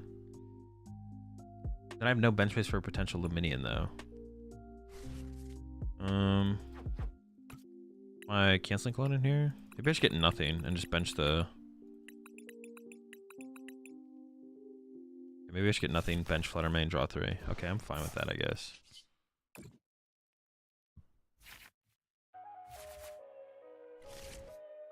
You can't tell me nothing right. Well, I mean, getting Darkrai established is nice. Frenzied Gouging to knock this out is just so... I should have got Iron Bundle, right? I feel like I should have got the Iron Bundle. Yeah, I should have got Iron Bundle, because I go Iron Bundle... I don't want... What was I thinking there? Why did I get Iron Bundle? But I want to use this to get Iron Bundle now. This Frenzy Gouging this does not seem very good. Well, now I feel like I have to get the Iron Bundle, though. Okay. Yeah, I should have just got it, though. I don't know what to do. I was just, like, trolling on that play, to be honest. I'm going to get Nest Ball for Iron Bundle plus Palpad.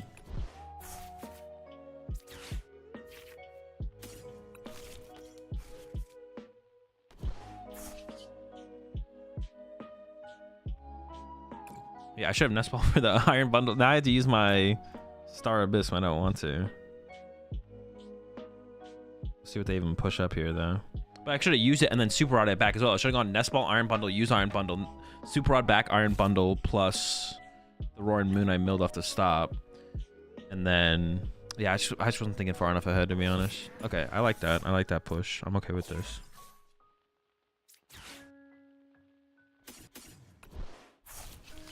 Calamity Storm, but there's no reason to get rid of the stadium, right? We should leave it. Might want it for next turn. I mean, they can use it too, but I don't know. I think I'll just give it to them. If they really want to use it, they can use it. Okay. Some draw power. We like that.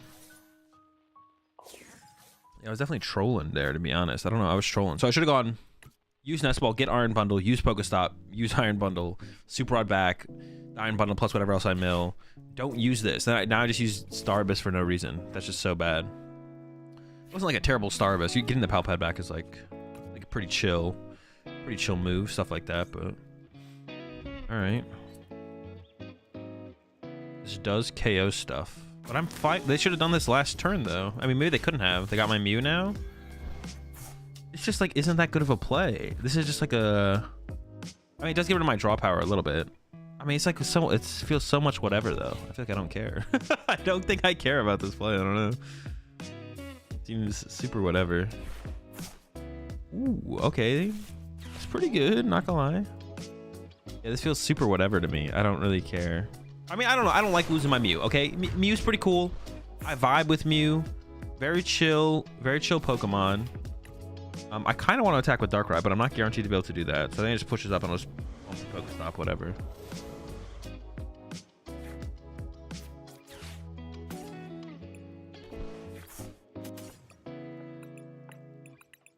Oh, we got hella Sadas and stuff in here now. Let's see. Like I said, Mew's chill.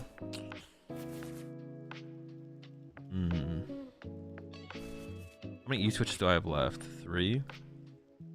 This could become Luminion, but I don't need Luminion this turn. I just need to go Calamity Storm Knockout.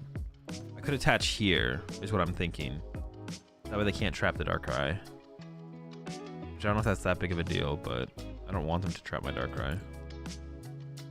Yeah. Oh, I guess we could go to Sudden Death here. That's actually kind of cool. I mean, I don't want to go to Sudden Death, but if we end up there... Maybe I should have attacked with this one then? That's actually interesting. I could have, because I could have actually attacked with this Roaring Moon. If I attack with this Roaring Moon, they can knock me out with Pidgeot, and then I just need a boss. But then I would have the boss. So, I mean, actually, should I have attacked with the damaged Roaring Moon there? I should have, right?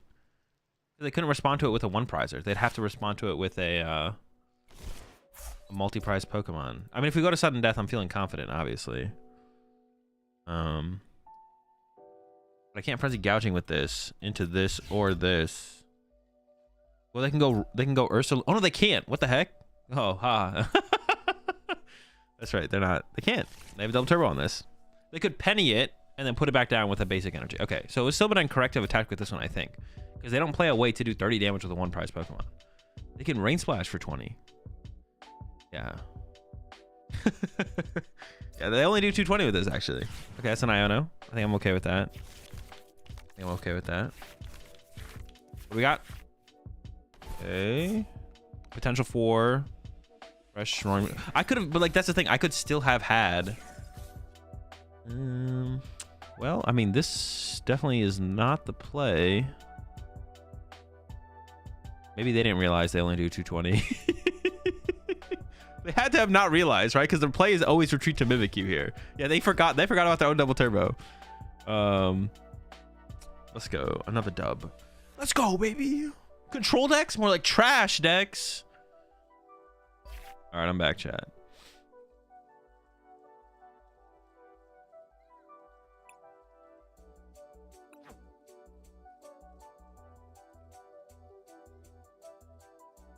I could have played so much better too. I could have played so much better. Like, yeah, the Iron Bundle play, I should have used Iron Bundle, recovered Iron Bundle, and I would still have my Darkrai's power at that point. I still have Darkrai. Like, there's no way I lose then. What are the scenarios to use Canceling Clone? You use it to combo. You use it to combo with Greninja. You use it to combo with Greninja to get around Manaphy. Is like the main reason. You can also like use it against Snorlax. There's like other weird situations to use it, but. Where the heck was Radiant Zard? They didn't play Radiant Zard. I don't think. No Radiant Zard. No Radiant Zard. Just the Ursaluna. GG's Weavile. That start was a bit spooky slow, but it worked out. Yeah, it was a little spooky. It's really hard for them to snowball. That matchup, though, it's hard for them to snowball a slow start on my end, though. They can't really, like, take control. It takes them too long to, like, gain control. So most of the time I'll be able to get out of it for sure. If I had $1 for every time I forgot about my double turbo, I could afford coaching so I don't forget about the double turbo. What would you say is the best Arceus deck at the moment? I have no clue. They all seem pretty bad. I don't think moving the damaged moon active mattered. They had counter catcher from the previous turn. But it would force them to use the counter catcher, so it's still a mistake. Well, it maybe wouldn't have mattered in how the game plays out, but it could have mattered. But that could have mattered. What if them having one less counter catcher at the end of the game makes a difference, you know? So In that scenario specifically, you might be right though. You might be right. You might be right. I'm trying to like think through it now. Because they could always go after the full HP one, which is I can't frenzy gouging with the other one. Yeah, I think you're right. Yeah, that's true. We know they had the counter catcher, so they could have done it. I still should have done it though, I guess. Yeah, because they didn't play away. If that was closed deck list though, I probably would have still attacked with the full HP one to force them into the moon. Because going to sudden death in that situation just does not matter to me. I do not care if we go to sudden death. I could lose, possibly, but I'm definitely comfortable going to sudden death. I'm redeeming my channel points for a VOD review of our game. I mean, do you have it from your POV? There's not too much to say if I can't even see your side of the field. Where'd I get the Arceus sleeves, by the way? I honestly have no clue. But they're just the ones I always use because they're super clean. What other sleeves do I like? Honestly, the Diglets are pretty good. PTCGL Diglets. I got those, you know, I got those. We also got the PTCGL Whoopers. These ones are also pretty good. This one's not bad. Oh, these ones are good too. I like the... Now I'm going to use these ones now that I've rediscovered them. Also, I do like the... You got me thinking about all the sleeves. I like these ones. I like these ones. These ones are pretty clean as well. Like super basic. The design is nice. I don't know. I dig these a lot as well.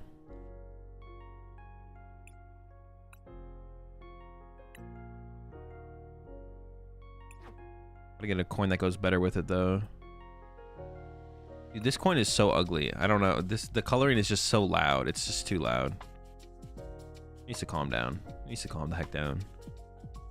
Let's go with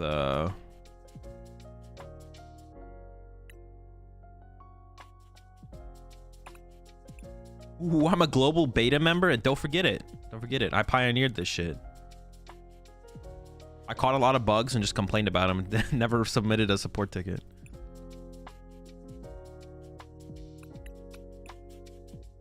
Flex on them. Global beta.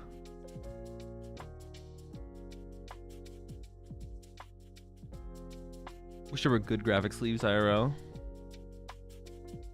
Oh, good graphic sleeves. What do you mean in terms of quality? You appreciate 11 months there, Trainer Joe. You mean quality or design? Because the quality is definitely lacking. But maybe, is that just like, I mean, is there such a good thing as like really good... Is there actually such a thing as a really good artwork sleeve? Or is it like... Because that's the thing. Like, are there good artwork sleeves? Do they exist? Like, in terms of like quality, like when you use them a lot or a decent amount, they're not gonna like feel terrible, look terrible, whatever. I don't even know if that exists. I mean, I think it's always gonna be a drop in quality because of putting the design physically on the back of a sleeve is gonna make it harder to have a higher quality sleeve, right? I remember the pre-release sleeves used to be really, really good though, back in like 2010, 2011, when they used to give you sleeves for going to pre-releases. Those were pretty decent. Some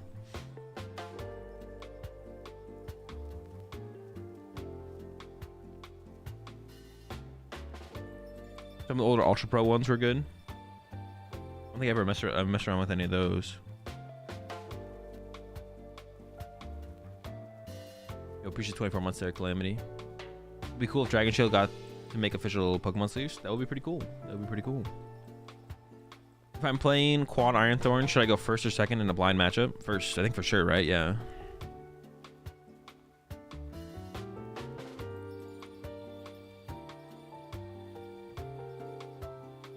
Appreciate the 9 months there, Coconut. I gotta imagine going first has to be the move. The first Diamond and Pearl Lucario ones only. The rest of them are trash. I thought like the Weavile ones were good too. I remember like some Weavile ones. Was it Weavile? I think it was Weavile. Sneasel or Weavile or something. I just remember like that era of pre-releases. Like the sleeves were decent. It's just not worth it in the long run.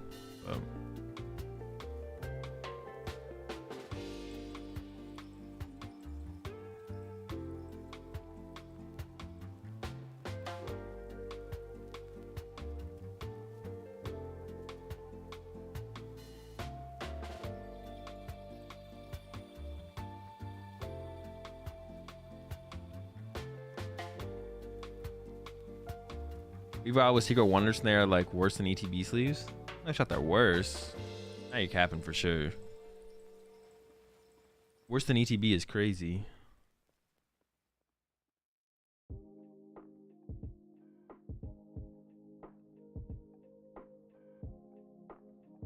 I'm way more into matte Dragon Shields than into dual mats. That's also my preferred. I prefer just the mats as opposed to the dual mats.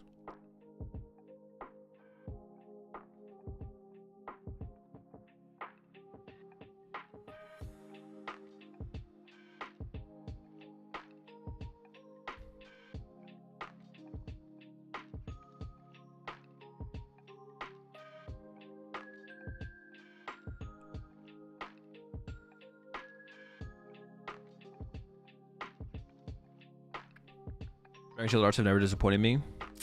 I've never tried them in a turn before, so I don't really know how they feel because you can't use them in tournaments. What's the difference? Mats and dual mats.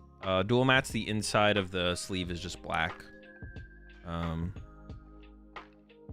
but they also feel different. It's like not just that. It's also, it's like they have, yeah, it's like black on the inside, and then the outside is like the color. But they also just like, it's not just that though. They feel different. They just feel different. I gotta play a deck without sleeves in a section event. Last time someone brought that up on stream, I said I think you can, but you shouldn't because you'll definitely get penalized for marked cards. But someone said that in the rules it says you have to have sleeves, but I don't know if that's true, to be honest. I'm actually not sure in the rulebook if it says you have to have sleeves. It does give parameters for sleeves. Like in the rulebook it tells you what sleeves you can use, but I don't know if it says you have to use sleeves. Is there actually a difference in the feel? Yeah, there definitely is. Well, it's like different materials. And I think the other ones are like slightly thicker. Yeah, I mean, it's different. There definitely is a difference in the feel of the shuffle for sure. You can play without sleeves? Yeah, yeah, that's what I thought. Like you can play without sleeves, you just shouldn't. There's just like literally no reason to ever play without sleeves. Because some of your cards are just gonna naturally be marked without sleeves. Like sleeves like stops cards from being like marked. Well, yeah, basically. Like you'll be able to tell the difference of some of your cards on the backs of them for sure. Like like the cards are definitely going to be marked in some way. You'll be able to tell the difference. So plain sleeves like basically removes that variable to an extent. I feel like playing with cards with no sleeves would feel disgusting. It definitely would, yes. That's for sure. It actually is. There's no like Pokemon. There is like official Pokemon sleeves that are made by Ultra Pro, but none of Pokemon's products. None of Pokemon's products come with sleeves, do they? Oh, the ETBs do. Never mind. I'm an idiot. ETBs do. I was like thinking about like the pre-made deck, but those things should come with sleeves too. I'm thinking about like the decks, like the V decks and stuff, or like the things where you get like two decks and then you can play them against each other or whatever. Those things should come with sleeves too, I feel like. Because people are gonna like play with the decks without sleeves and be like, this feels terrible, and then not want to play anymore. Oh, the big thing comes with sleeves too, right? The fancy Pokemon fancy pants thing.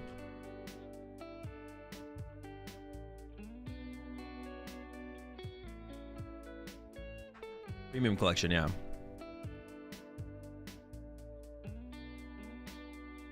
Like an original Yu-Gi-Oh times, a guy came in with 100 card deck, all in top loaders. They changed the rules right after that. I remember that story. I've heard that. Wasn't it more than 100 though? Oh wait, no, this might be a different story.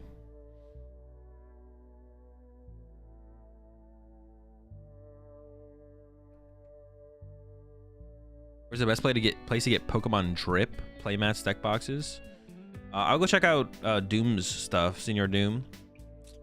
I don't know what Doom's site is called, but he's got some cool. He's like the Magikarp mat is like really sick.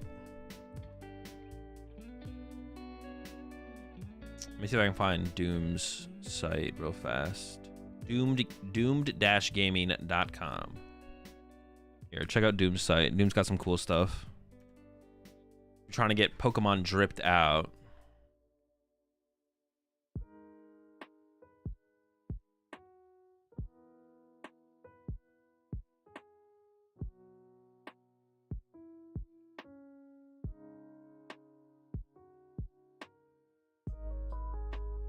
The favorite one of mine is I think the Magikarp.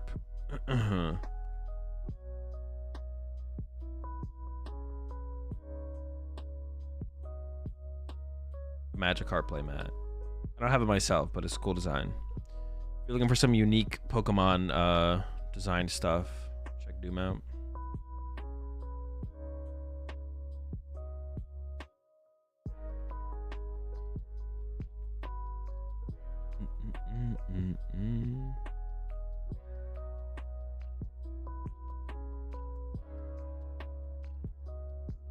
All right, I need to turn my AC down a little bit lower.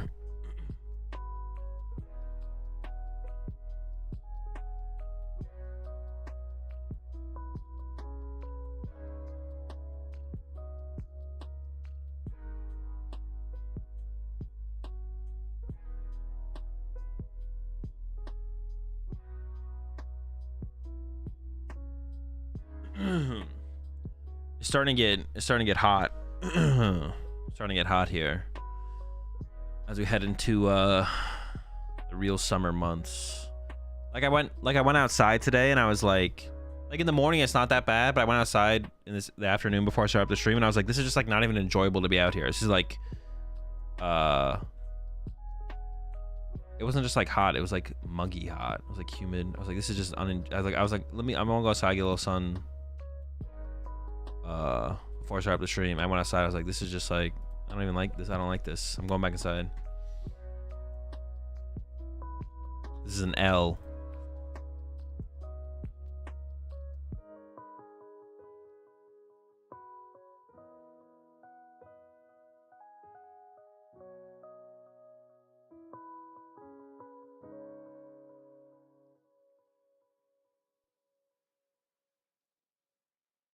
I don't get how anyone enjoys anything over 20 Celsius. Let's see. Wait, would you say 25 Celsius? Oh, it's 77. Wait, 25 Celsius is 77? I don't know how anyone enjoy anything over that either. For some reason, I thought like when it was like 30 Celsius was when you got to like 70s in Fahrenheit. I don't know why I thought that.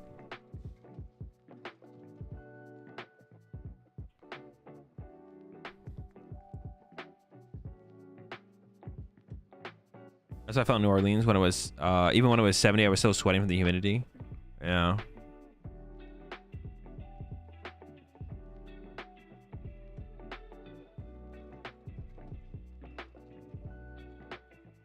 Yeah, super humid it wasn't as bad as I thought it was gonna be though, to be honest.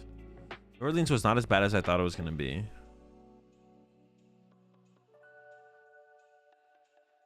was like still like fine overall.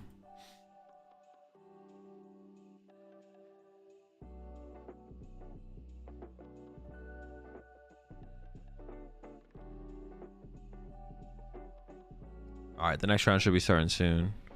Unless they run out the timer every time, but I assume that all the matches are complete, so I assume we'll be starting up soon. Do you think it's possible that people hate Top X because of the possibility of it being very hard and not necessarily guaranteed to be hard?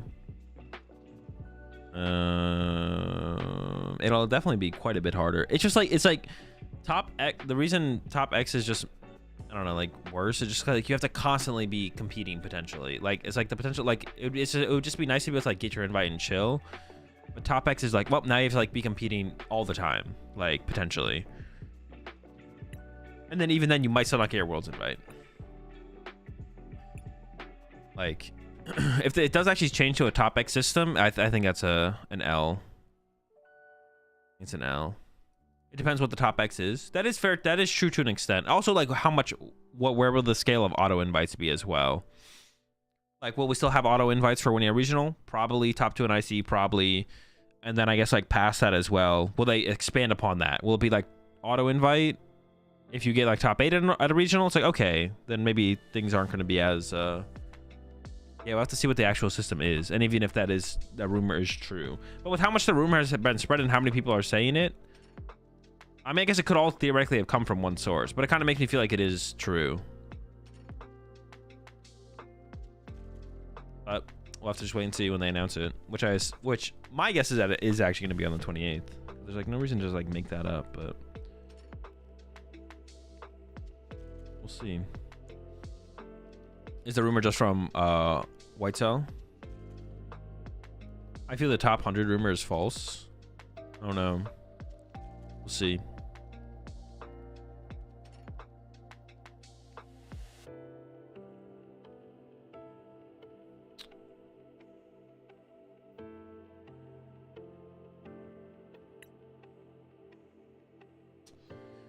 Honestly, it feels so rough if it's a top 100 NA plus Canada, America plus Canada, because that's like a lot and pretty unfair for people like Canada to travel anymore.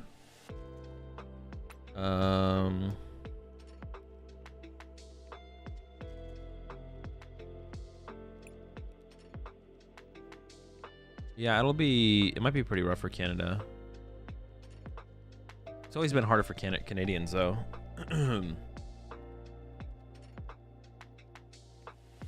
Okay, so we're up against Lost Tina with Iron Hands and Raikou. Okay. This is a matchup where we want to go second, though, still, right? Well, they won the coin flip, so I guess I'll let them decide. Oh, maybe I do want to go first, though, because I actually play... Well, I do play Flutter Mane, so actually I kind of... Going first might be fine. I actually don't... Well, I don't have that many good starters to, like, get into the Flutter Mane, though. Yeah, I'm not getting into Flutter Mane with this hand here, right? I don't think so, anyways. It's possible, though. I guess if I get a switch card or something. Ooh, 2 mulligans? Give me 3? Dude, I'm just never lucky. I've decided that I'm just never lucky in the Pokemon TCG. My opponent never gives me 3 mulligans. Oh, we did get the switch card, though. So Flutter Mane active has got to be the move, right? Flutter Mane and chill.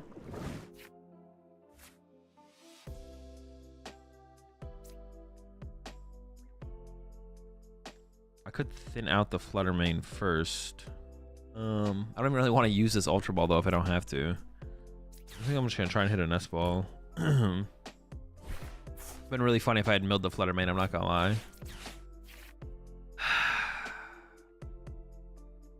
The answer is yes.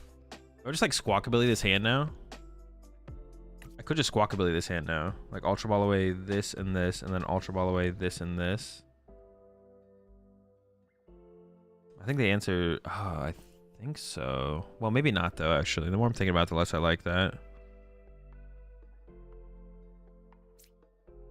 What am I Ultra Balling away here?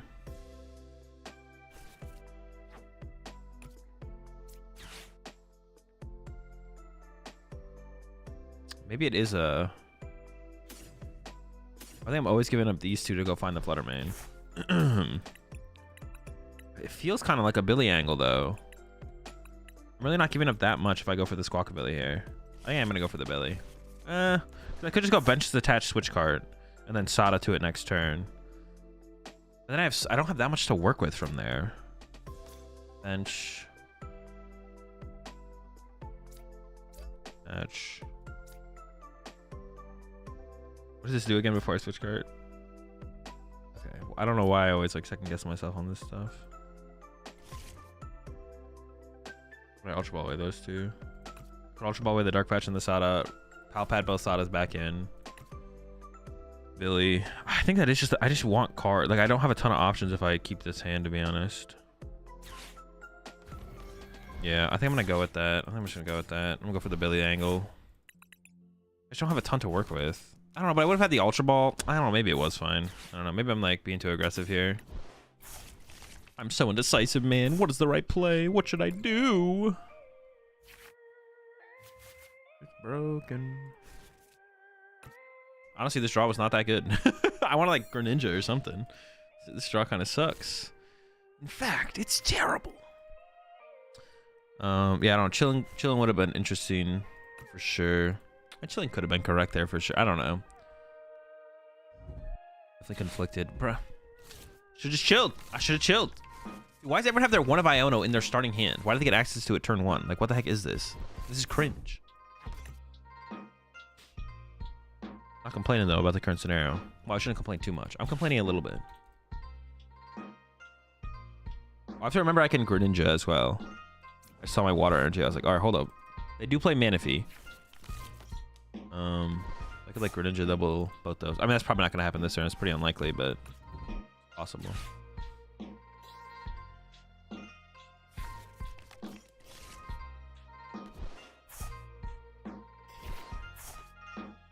Okay.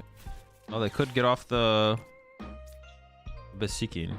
But then I could just like bop them with Roaring Moon and bump my. That's fine. If not, we can just go Hex Hurl 90. Does 20 here ever make a difference? Does 20 anywhere make a difference? I don't even know if 20 anywhere makes a difference, to be honest. Okay, they didn't go Beseeching there. Interesting. Definitely interesting. Definitely interesting. Okay. I'm just gonna Pokestop first. My Super Rod's on the bottom of my deck. Yeah, I think I should Pokestop first here. Not too many Pokemon. By Darkrai. I do want to find my Super Rod to recover this squad. Could go get Greninja. I only have 1 energy in here, so I want to be able to accelerate 2 energy. But I wouldn't mind getting like another Roaring Moon to play. Alright, that's 2 energy now. Now I can Sada here.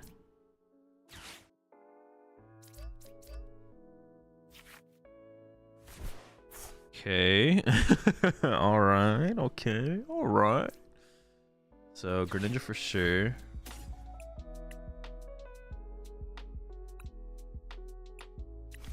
And then concealed cards away at Dark Energy, I think. Because I actually want to be able to threaten the potential of KO on the Tina. I actually want to use Bundle here, I think.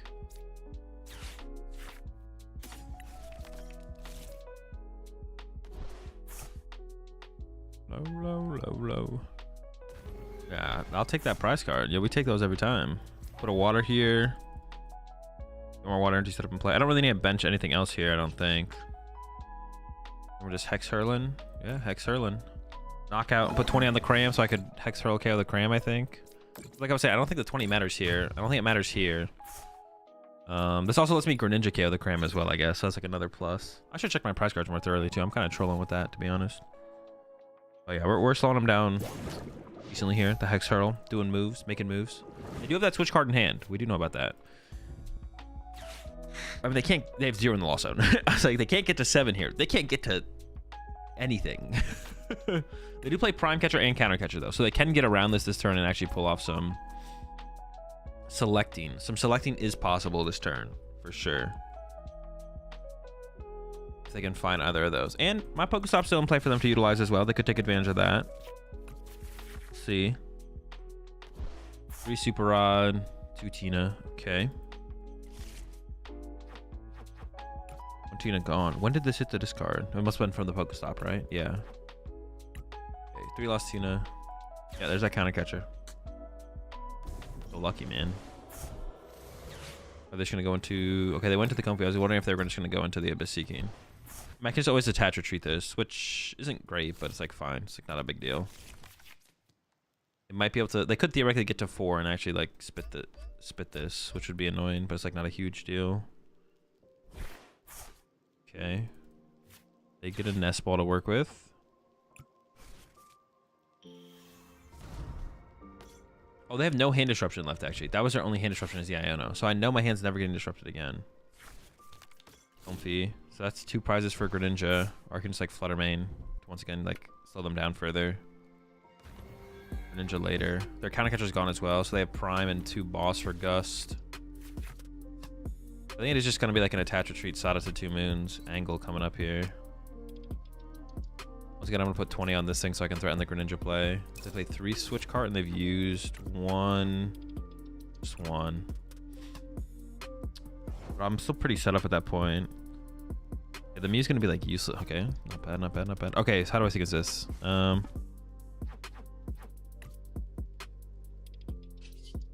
have one, none of, oh, I do have an energy in here. Okay, so sealed cards. This. There's nothing to get with this Nest Ball, right? I don't think so.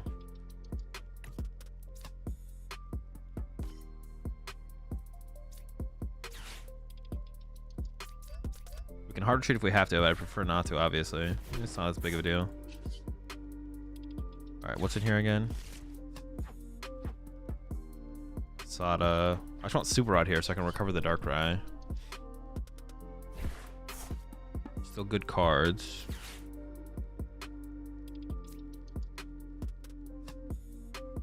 I think I'm gonna need 2 Ultra Balls at this point. Actually, I'm gonna take the water here. Wait, what's my hand? 1 energy. Oh, I only have 1 energy switch. If I had 2, I actually could have gone for the... Actually, maybe I'd still rather have the Flutter Mane in the active anyway, so I don't actually know.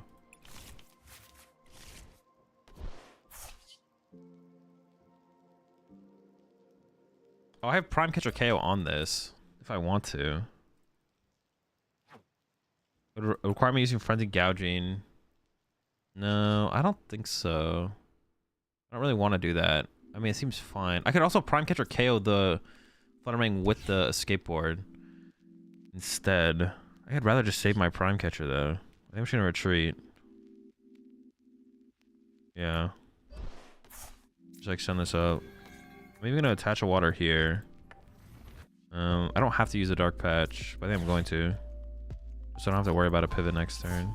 Yeah, just Hex Hurl, knock out 20 on Cram. Yeah, I could have gone... I don't know, they could have got to 7. They could have gone Cold Wish double... If I go with the Frenzied Gouging play, though, they can go Cold Wish double Comfy. They play a Vacuum, and they could go Vacuum, get to 10. They only have a 3-card hand, though. It'd be pretty unlikely. Like, Frenzied Gouging this is, like, reasonably safe, to be honest. But they could get to 10 and then go Sableye, knockout, and knock out this, draw 3 prize cards. And then all of a sudden, it's a lot closer. I don't know. And they have Iron Hands to take 3 more on Squawkabilly as well, actually, as a follow-up, potentially. Ooh, I didn't even, like, think about that happening. But that would be annoying as well. Yeah, I think playing it like this is probably better. Try and just Frenzy Gouging for my last 2 prize cards, I think, is the way I want to approach this, for sure. Yeah, that's the way I want to approach this. Frenzy Gouging for the last 2, if possible. So next turn, I could go with Greninja. I mean, we'll just see what my opponent does. But yeah, next turn I can go Greninja, knock out these 2 or something, maybe. And then... I could even look for, like, Greninja knockout, 90 here. And then I could Calamity Storm KO the Tina instead. That's annoying. It's fine, though, I still feel like. I don't think I... Is this a 110 punch? Oh, they're just going for the... No, they go for the switch card. Okay. Oh, they get back into the flower selecting, I guess. Then they can get to 7, then Mirage Gate, then knock me out, I guess. Huh. How do I approach that from here, then, on my side? I just want to go, like, Greninja 90 here, KO Comfy, I feel like. That feels like the best play. I mean, I could Frenzy Gouging this, but then I don't have a way to win on the next turn. So it feels like Frenzy Gouging is, like, not the correct line to take. I don't know. We'll see what they do, though. See what their full turn looks like. Calamity Storm knock. Yeah, so I think I should just go Greninja 90 KO Comfy. 90 here, KO the Comfy. Seems best. Yeah, I think I'm down for that. How many energy do they play? 10, 15. They're down 4, 5, 6, 7. Each. But they have 2 Super Odd left, so they're kind of chilling. They do have 2 Boss. So they could Boss. It'd be annoying if they had Boss on this next turn. Like Boss, Lost Star Requiem. Maybe I am playing this too slow, to be honest. I don't want to Frenzy Gouging this, though. I don't want to Frenzy Gouging this. I think the Greninja play is going to be my play here. Don't want to get the energy off this Flutter Mane, though. Maybe I am playing this too slow, though.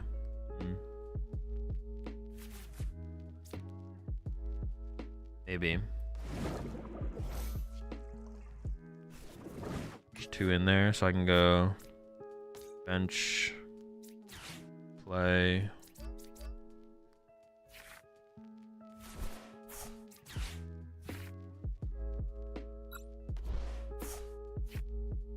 This does give him the hands target. Oh, man, maybe I don't know. All right, we're just gonna keep playing it this way. I want my Super Rod. How badly do I want the Super Rod? Maybe not that bad. Maybe this is all I need for the rest of the game, to be honest. I kind of want the Super Rod. Let's go get the Super Rod. We should be fine, even if I don't even know what else I have in here that I care about milling. Nothing really, right? Yeah. Super Rod, Dark Red V-Star, and yeah, probably the Iron Bundle. Iron Bundle's a chill dude.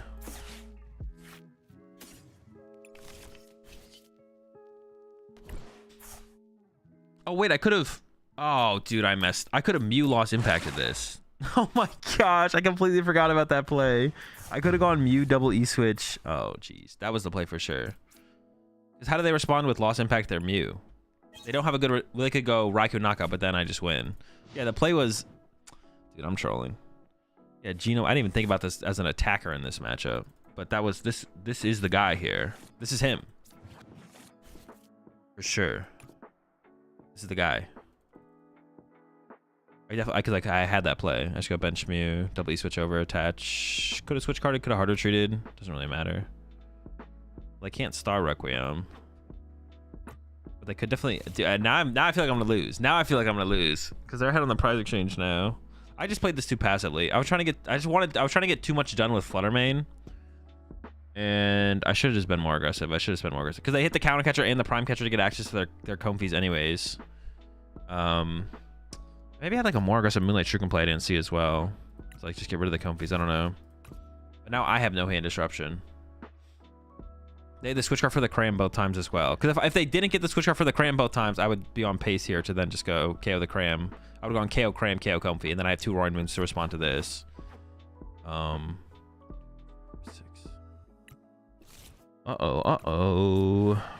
Yeah, I should have just gone Lost Impact Knockout and left them with this board. And then I just always win, I think. I can't think of a win condition for them. They could have gone like Cram KO this into KO Squawkabilly with Iron Hands, I guess. That would have been the play. But it doesn't seem like that likely of a play, being down the prime and the counter. So they'd have to go back-to-back bosses with Iron Hands as well at some point in that mix, which is pretty unlikely. Well, they haven't played boss now, though. So the only way that they get 2 prize cards this turn is Iron Hands knock out my active. 2, 2, 4, 5. There's a boss down. So they only have 1 boss left. Okay, so they have to Iron Hands this, though, if they want to be on pace. Otherwise, they're off pace, and then we should just be able to win. Maybe they can do it. They might be able to do it. I don't know where their other lightning energy is. It could be priced. Uh-oh. Iron Hands. Please no one time. How would I approach an Iron Hands? They get Iron Hands here. They get Iron Hands here. I could go Roaring Moon, KO that maybe. How many ancient cards are in here? 1, 2, 3. Yeah, I have enough. So I could go Roaring Moon, KO this. Oh, well, they failed it. Raikou's gone. I guess they could Greninja this turn or Cram this turn and then still Iron Hands next turn. Oh, that's true. They could. My Squawkabilly for 3 is always there. Maybe that was like another reason to have not put Squawkabilly in play, to be honest. That was probably like another reason to have not put Squawkabilly in play, was to avoid the Iron Hands for 3 at the end of the game. So on my first turn of the game, I maybe should have just like played it slower. I probably should have, to be honest. I probably should have played it slower. Okay. Well, they must have some stuff. They must have the hands prized. They're only down like 1 gate as well, right? They're down 0 gate? They haven't used a single gate? Where are their cards? Well, they have to like... Yeah. They must have Super Rod in hand if they got rid of lighting there, right? But they didn't Nest Ball for Iron Hands. I guess it could be in the hand, I guess. Maybe there's nothing in the deck to get. I guess that's fair. They play 4 gate. They play through Super Rod. They've lost on 1 Super Rod. I guess it's also possible they have too many energy in their hand. That's also like a possibility. They have too many energy in their hand here. Okay. Well, it's looking like a dub now for sure. Definitely looking like a dub. All right. Well, I do think we win now. But honestly, it was looking a little bit sus. I wasn't feeling that confident towards the end here. Okay, so... we switch from here to here. Prime catcher this up, then this up, evolve this here,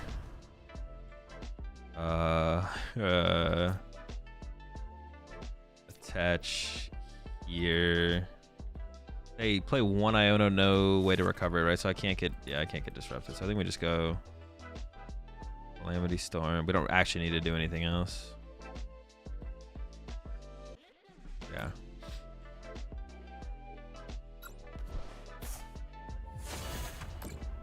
They have all their... I wonder what they prize then. Iron Hands is in their hand. I don't think they would they would have definitely nest balled for Iron Hands there, I feel like, if they had it. So well, yeah, they have no win condition, so we just win now. But Honestly, it was scary for a little bit, but at the end there, it didn't really matter. Yeah, it was scary for a little bit, but at the end, it was pretty straightforward. I was feeling pretty confident at the end there. Well, I was still kind of sketchy, I guess. I don't know. I don't think they have a play here, though. I'm trying to think of like a play. They could Greninja. They got back Tina. They could boss. I mean, they can boss. I don't know. Is there a play? I don't know if there's a play. They could Sableye. They could bring up my Darkrai and then Sableye around it. That's like their only play, right? Bring up my Darkrai and Sableye around it. I mean, we have E-Switch and we have everything. And we also have Darkrai's ability, so I guess that's never possible. But yeah, they're just throwing in the towel here, it looks like. I got scared for like a second there, though. I did get scared for a second.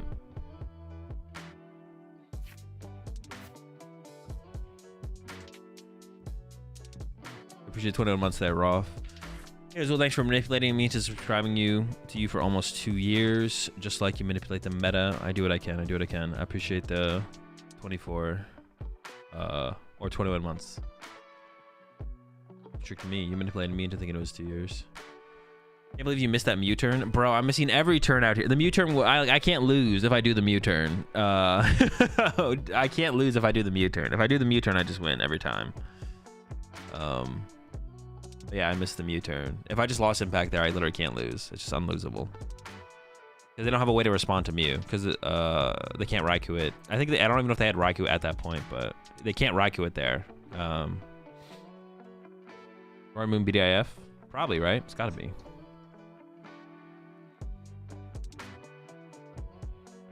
Dude, I'm trolling. The only change I'm feeling like that I'd want to try is cut the Roaring Moon for the Morpeko. Because like hitting harder with this thing usually just like seems like it never matters. Raikou was in the Lhasa. Was it in the Lhasa at that point?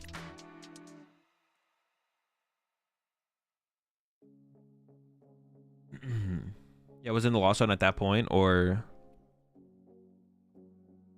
not quite? Or Pekko's the play? It might be. It might be. I don't know. You can Sada to this, but Morpeko is free retreat, and Morpeko like conserves your energy, which is kind of cool as well. But we'll switch card for Darkrai V-Star. Oh, that should be a change as well. Didn't I talk about doing that change? Well, I can't do that change mid-tournament, but I'll make that change after the tournament. Yeah, we should make that change as well. The one switch. 'Cause I've had multiple situations where I've wanted to switch, right? So 1-1 split then.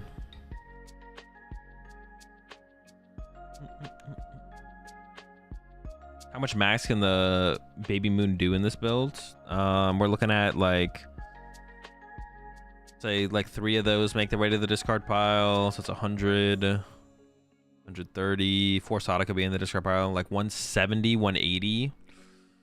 Like 170. It's 180 is the absolute max, but there's probably gonna be something prized or stuck in hand or have like a Roaring Moon in play. So like 170 is 160, 170 is more realistic. So it can KO like Squawkabillies and Lumineon, stuff like that, I guess. Maybe. Just maybe.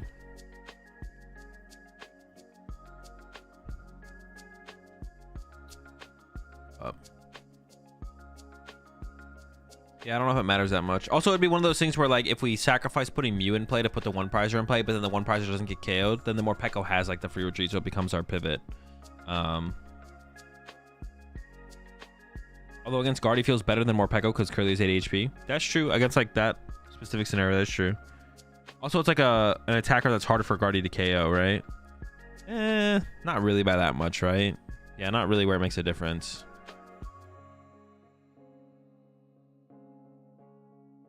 The thing about Baby Moon is it gets energy from Sada. That's true. It does get...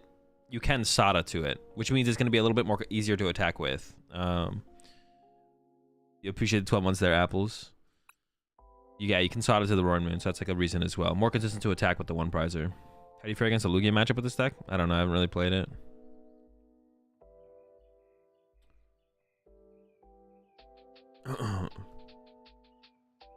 Baby Moon HP is a plus. Yeah, for like the Lost Zone matchups, having the extra HP. That's true. Also on Iron Hands and Turbo Moon. In this deck? Nah. Times have changed. It was cool before, but now it's not cool. Alright. Bathroom break. I'll be right back, chat.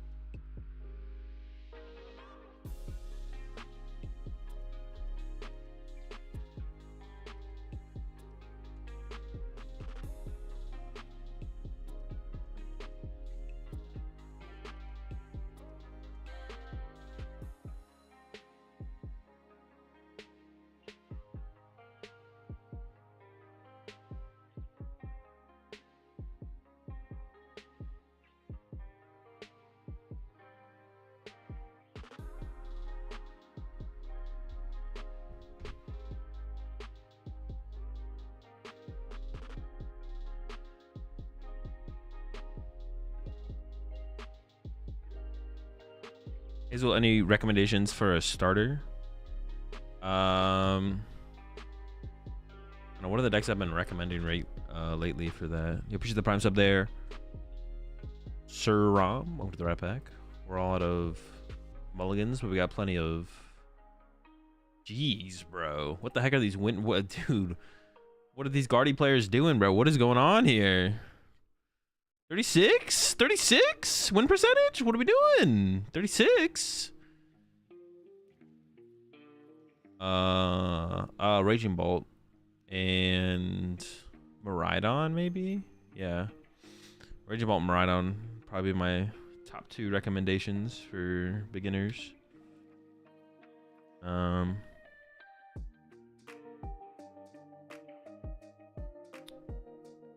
Charizard's like a decent shot as well, I feel like, probably.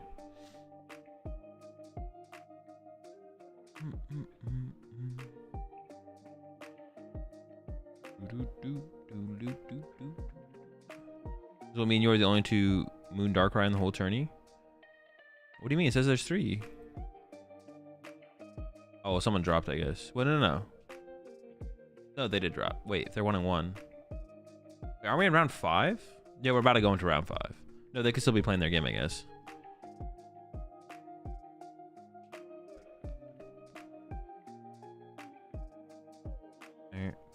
Oh, they got the unfair stamp in there? I don't know if that's better than Prime, though. They might be trolling.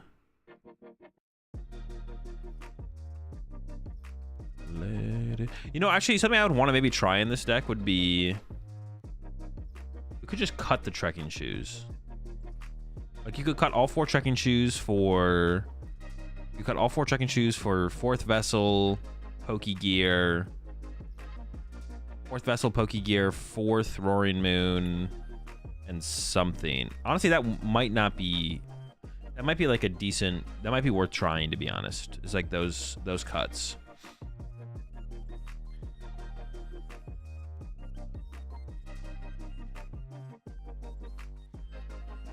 I don't know what the 4th one would be. Those shoes that'll hurt your feet? True. I don't even know what the last one would be, to me. I don't even know what the last inclusion would be, but...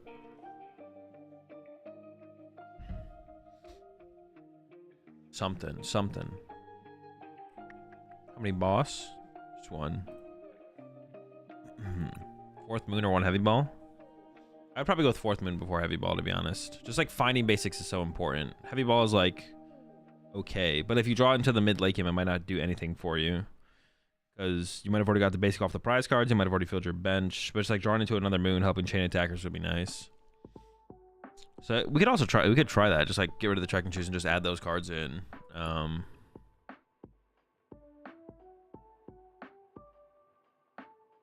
not sure. Force Seal? No. Our V-Star power is Darkrai. Star Abyss.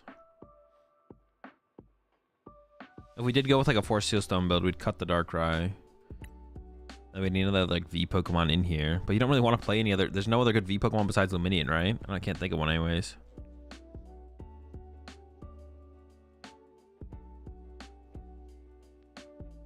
Moltres gone. Yeah, I mean, it'd definitely be different if we had Moltres, that's for sure. I wonder how much. I don't know. It's always like a weird question. Like, would the deck be better with Moltres? Probably, right? Like, that was the way that people were playing it before, and then we lost cards, and then we went to this version. But both versions were available when Moltres was available, and we chose Moltres over this. So we have to kind of assume that the Moltres build was the better build. But I guess we could have been wrong. Yeah, we could have been wrong. But probably not. It was probably... The other build was probably correct. It's possible to be wrong, though. You already played for Switch, so Moltres would be so consistent now. That's true. If we're playing E-Switches, the only reason to like not play Moltres would be if you're playing a build with no E-Switch, right? If you somehow... Wait, was that ever a build? Did people ever do no E-Switch? I don't remember if that was a thing. That was a build of Moon, right? People were doing Moon with no E-Switch, right?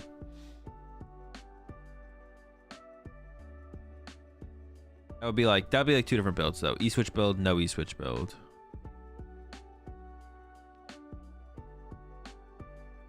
The very first list before Ross played it? Yeah. Alright, 10 seconds. Wait, what do you even get if you win this tournament? Is it just like a couple packs?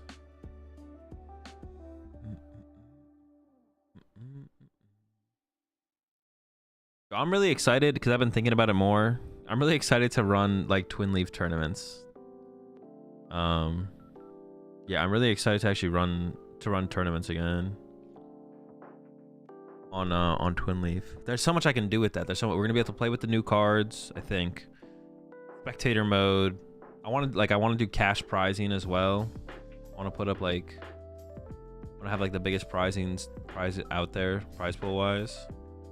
These codes just don't mean anything for prize pool anymore. So like I want something for the players to play for. I mean the code market really is just dead, right? It's just like I talked about this yesterday on stream because I haven't thought about it recently, but like yeah, I haven't thought about it, but like when I asked chat, like none of you guys say like codes are very necessary anymore. Like you don't ever feel like you need codes. I mean, I don't feel like I ever need codes. I've had 200,000 credits for forever now. Like I've been at 200,000 credits for forever, for like so long. I sometimes dip below it, but then I like get back over it through the battle pass. Insane. It is it was interesting. I didn't know if it was gonna kill the code market, but it must have, right? Like there's no way the code market is doing very well right now. I'm sure there are, like there's always new people getting into the game, and then the best way to get into the game is to buy codes. But besides that, is Twin Leaf ready to use now? It's in beta currently, so not quite. Yeah, it's in beta. You should need the 400 celebrations in your set for life. Yeah, basically. If you just play the game enough, you don't need codes. Yeah. What is Twin Leaf? It's a Pokemon TCG simulator.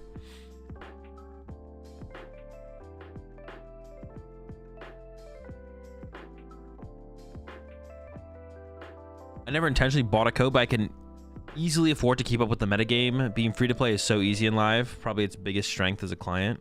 Yeah, that's like, I mean, it's not a bad, you know what it is? It is unfortunate that PTCG Live's biggest strength as a client is that it's easy to play it for free.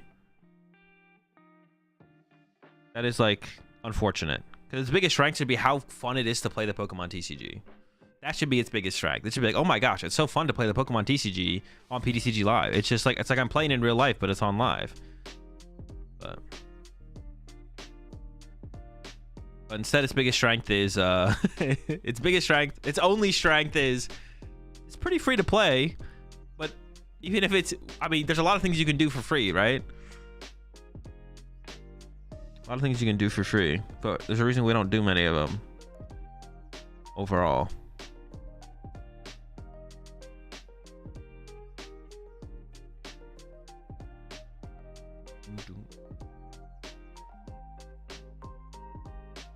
Want to make sure I'm not behind here.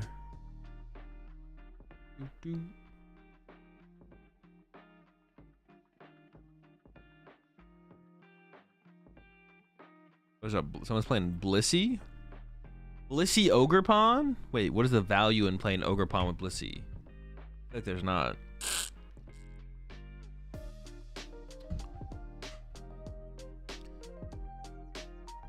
Blissey Ogerpon with no... I just don't see the value here. Blissey Ogerpon with no Monkey Dory. I don't see the value here. You must have spent 25 bucks on this 4 of GX if you want to play the deck. Oh, and like PTCGO? Yeah, I was really bad in PTCGO. But it's so easy to play every single deck in TCG, which is indirectly fun. Yeah, I mean, if you enjoy playing the Pokemon TCG, it'd be better. Grass Pond? Oh, it was Grass Pond, yeah. Energy Excel is a built-in draw engine, I guess. Yeah, I guess it's like Energy Excel, draw engine. It's a little bit of everything, I guess.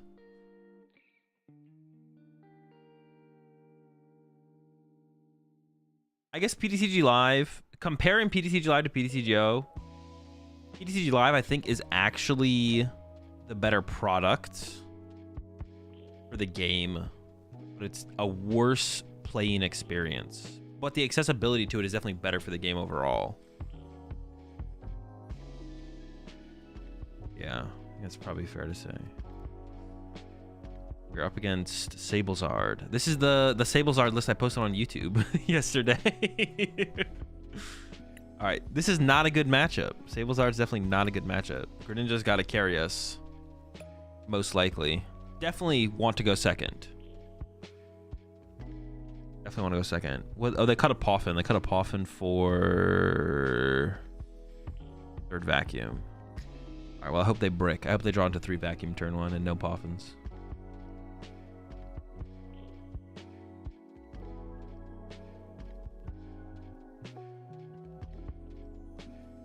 We shouldn't be comparing live to TCGO. We should be comparing it to Arena or the new Yu-Gi-Oh one. Well, I'm not comparing it, Horsey. I'm just saying, like, if we had to pick one to have, PTCG Live should be better. I'm not trying to give him an excuse. I'm just saying, like, if we had to pick one of the experiences for the growth of the game, PTCG Live, I think, is the better experience because of how accessible the game is. Even at the trade-off of... I'm not saying the things that people said, like, oh, we should be fine with PTCG... we should be fine with PTCG Live not having X because PTCGO didn't. I'm not saying that. I'm just saying, like, if we had to pick one.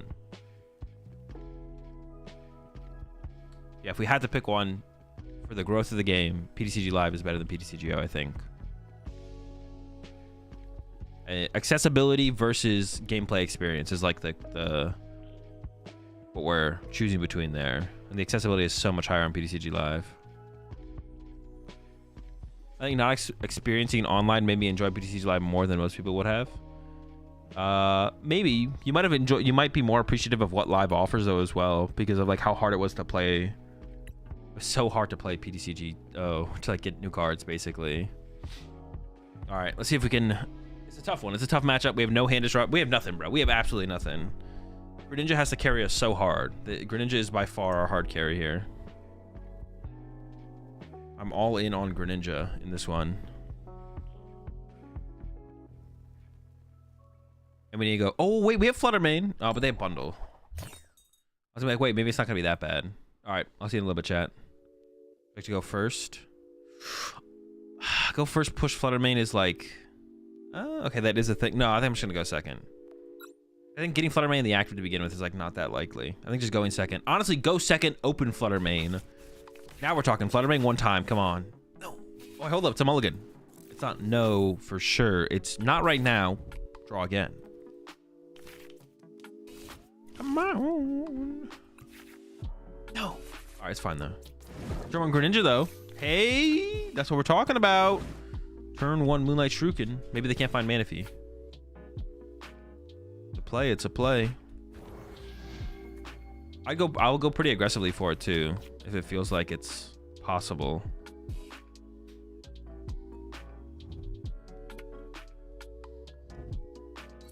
Pass?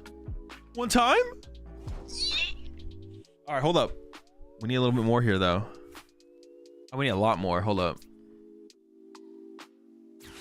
Okay.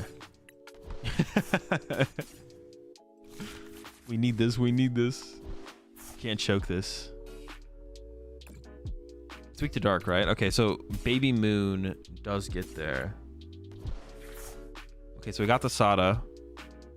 Oh no, but I got rid of the... Oh shoot, did I throw? I got rid of the... See, I could have done that differently. I could have got rid of the water energy. I want to get rid of the dark energy because of dark patch. I should have just got 2 dark energies. What I should have done. I just threw because I didn't get 2 dark energy. Get rid of the E-switch and the water. Detaching the water doesn't matter if I just need 2 dark energy to begin with. Okay. Grab the Baby Moon. And then I use Pokestop because if I hit a Nest Ball or an Ultra Ball, I win. If I hit Nest Ball, I can Sada to both of them. It's an Ultra Ball. Can I play it? I can play it. Okay.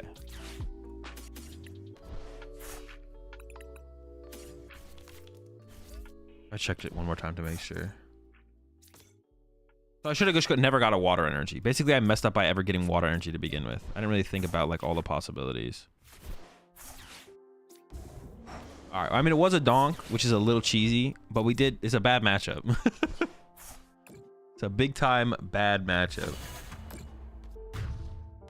All right, now we got a lot of time to the next round. We have the most time.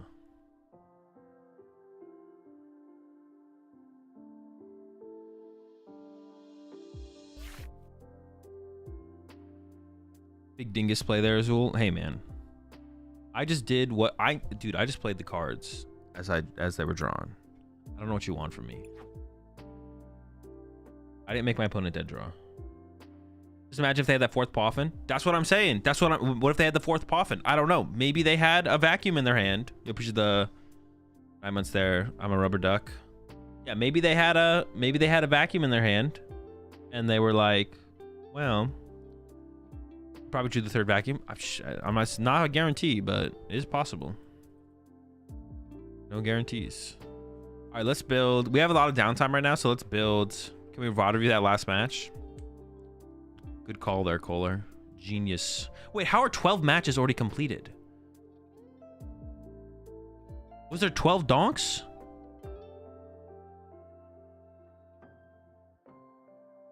Drops? Maybe? 12 of 33 matches already done. What?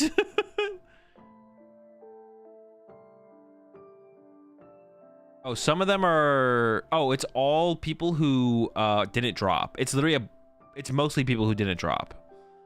Oh, yeah. It's people who didn't drop. It's literally just people who didn't drop. So people, it's no-shows and then 2 players who played against each other. Like, didn't drop. It's just a bunch of non-droppers.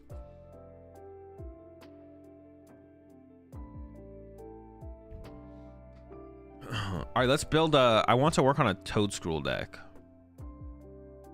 I want to get Toady with it. So let's do that.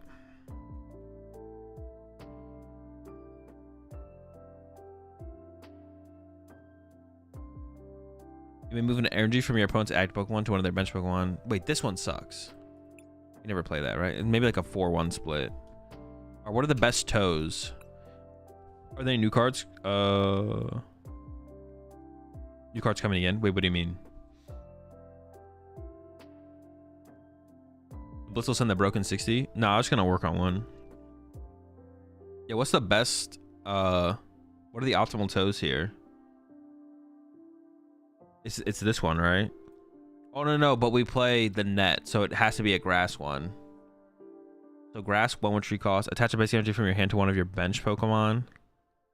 Probably this. Dude, what the heck? He's freaking slapping, bro. I don't know if it's is it slapping or kicking? Because it looks like he's about to slap someone. Also, look how this one's got small ass feet. Look at those things, bro. Boats. Got pebbles. Boats. I like how they dude. I'm just saying, bro. Any feet enjoyers in chat? No.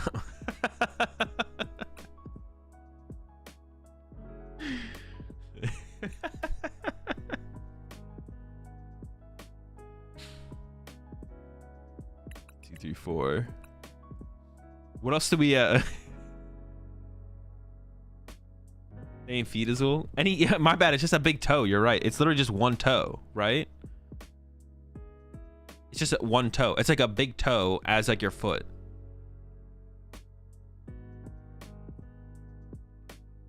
Monkey Dory. Why is Monkey Dory? I saw that in Blitzel's list. I don't know if I want the Monkey Dory though. What's the Monkey Dory good against? Aren't we preventing effective attacks with this thing? So we're not even getting the damage spread on us, right?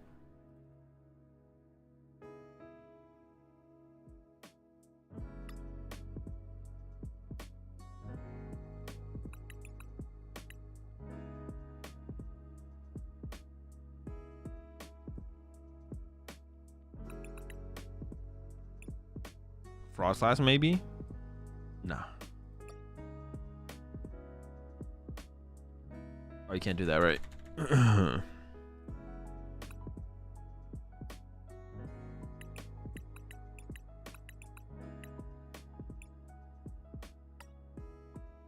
Monkey gives you reach versus Guardy. Well, it's only if they leave damage in play on your side, though. Why would they leave damage in play on your side if you bench Monkey? It doesn't make any sense. The number one to think about with Monkey is when you think about Monkey in matchups, it has to be, okay, can I put damage in play on my own side? If you can, okay, can I utilize that in matchups consistently? Okay, the Guardian matchup. If you can't, it's like, okay, is my opponent going to put damage in play for me to use? The answer is no, because it's bad for them. So they're not going to do it, and then you don't do it, you know? How much should we hit for? We hit for 280. Maximum belt lets us KO Dragapult. But besides that, we don't really need a one-hit KO anything, right?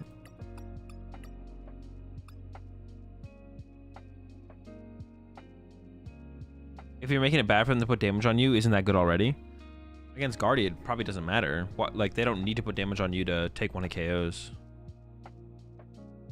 You can like make that argument for every deck, but every deck doesn't play. Every deck doesn't play Monkey Dory, right? Like theoretically, then every deck should just play Monkey Dory always. Maybe I'm being a little bit. What is the word I'm looking for? Maybe it's too much of an extreme. What is the word I'm looking for? That's like you're taking it to an extreme, but you don't need to take it hyperbolic. Maybe it's being a little bit hyperbolic. Hyperbolic, the word I want to be using here? It feels like it. When I'm pretty much always right when I think there's a word that I want to use, but I actually don't know for sure.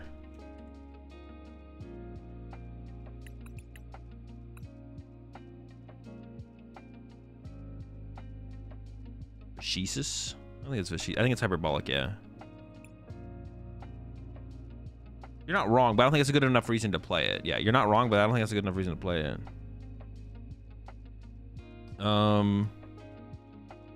So we could play stadiums. What stadiums are? What even is like Sinnoh or Energy Switch? Yeah, we need some Energy Switch.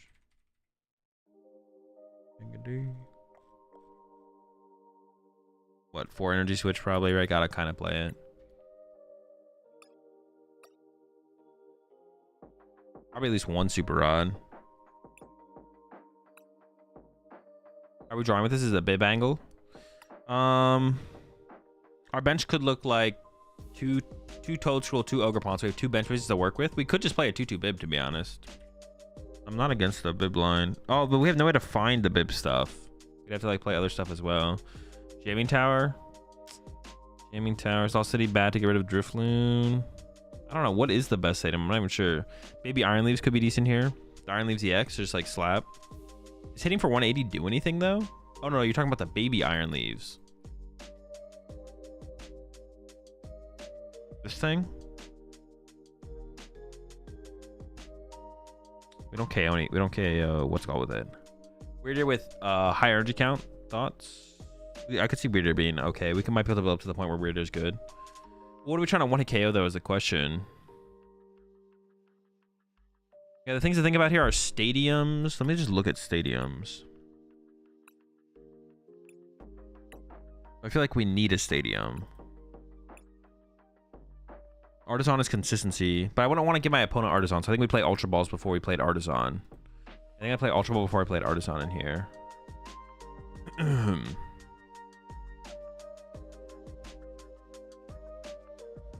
There could be value in playing Lost City. There could be value in playing Jamming Tower. Ooh, we maybe need Jamming Tower, right? Because like Raging Bolt is good against Guardy, it's good against Raging Bolt. It's actually really, it's like we need this to beat Raging Bolt. We just can't beat Raging Bolt, right? Because we'll just hit him for 280 and then we'll lose. So we actually kind of need Jamming Tower. Okay, so 2 jammings. I'm down. Temple could be obviously good against Lugia, but Lugia's like not that popular right now. We also 1-hit KO Lugia, so I'm feeling pretty comfortable in that matchup probably.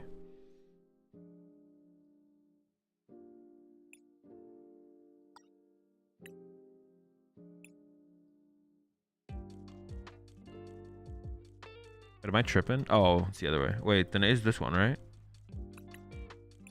What's the ace back? It's a good question. Let's see. That's the thing we can... Gave it like why'd they do that? Is that necessary? Interesting. They gave it a different font. I don't know how I feel about that. The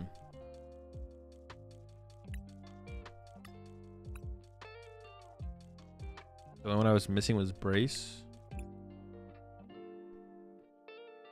What's this deck? Toadstool. Oops. That is what I wanted to do. I just wanted to do this.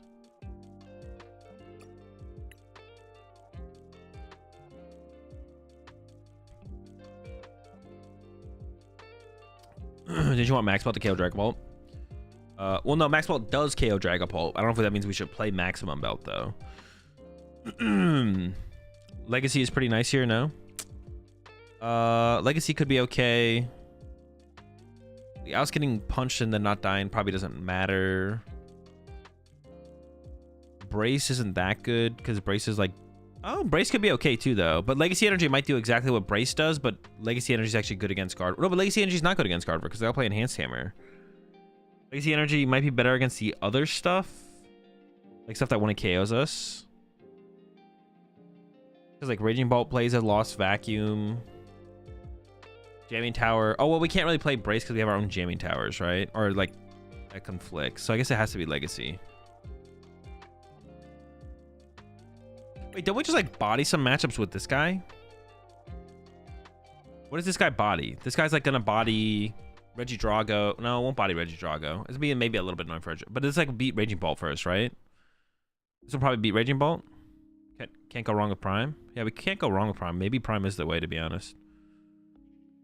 Yeah, Chien Pao. Oh, do we need a Manaphy to not get Greninja'd? We probably need a Manaphy, right?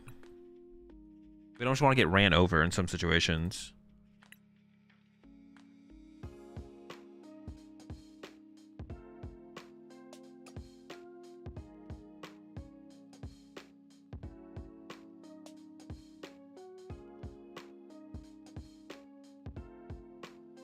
I kind of want a Heavy Ball or a second Super Rod or...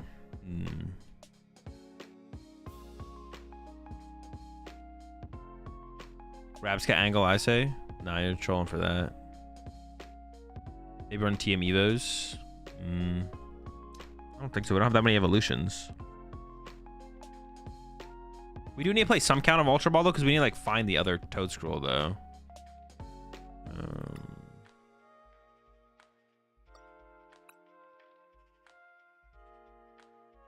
Like, I don't even know how many. Like, 2 or 3. What about Hyper Aroma for the ace? No, if we played like Arvin, maybe, but... You ever play Lilligant? No, I don't think so. We'd want to make the deck without Lilligant first. If we make our way to Lilligant, it wouldn't be terrible, I guess. We could play B-Barrel now, though.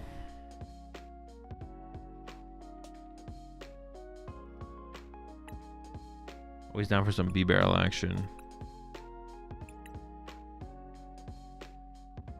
Or does Rev Room ever make any sense? Probably not, right?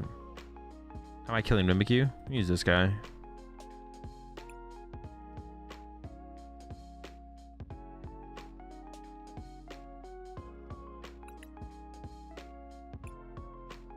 Ultra Ball ain't necessary. It is if we want to find this. And finding this guy is like super good in a ton of matchups.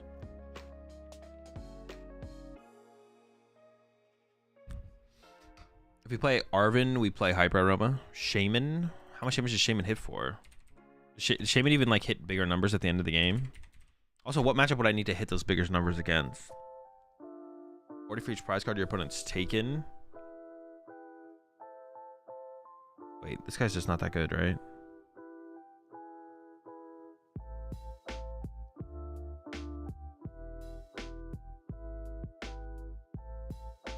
Wait, this guy just sucks. Auto lost the Lax? Yeah, sure. I'm down for losing the Lax. Lax kind of sucks. I'm digging the Aroma. I don't hate it. It doesn't seem that good, though. We don't have that many evolutions. And, like, this thing is going to find so many of our evolutions. Nah, the Aroma's not good. The Aroma's not good. You're trolling. You're trolling, Akko. I don't know why you're trolling, but you're trolling me right now.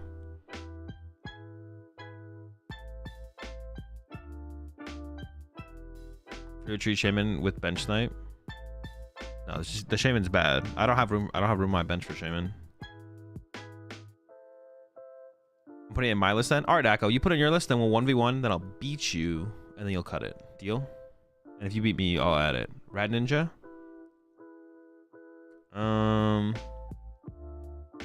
Radiant Greninja.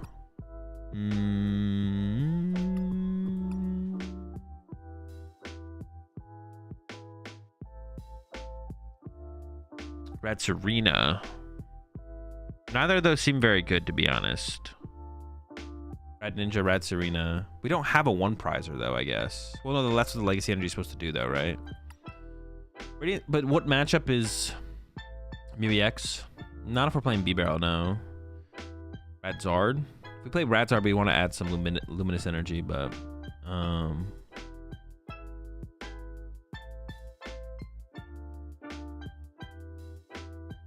Rats, like what like if I can come up with a matchup to play the Rats Arena, I'd include it for sure. What are the rad Pokemon in general? Who are the raddest Pokemon, you know? Like I'm trying to include some really rad Pokemon.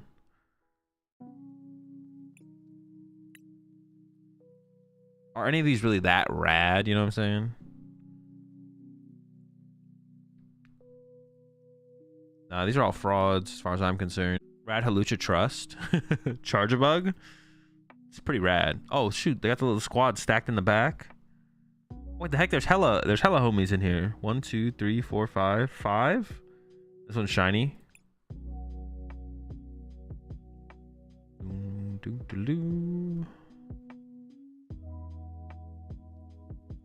Okay, it's coming along here. My house and take me home. Do we just add like 4 research now? I didn't even realize we have 56 cards.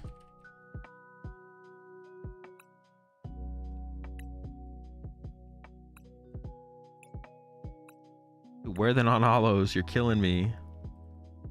Dude. Leave. Okay. I'll lose my mind. Bro, they need to do that, bro. They need to change the deck building experience, bro. We need to be able to favorite artworks. Not playing Vessel? Nah, this should be enough to find Grass Energy.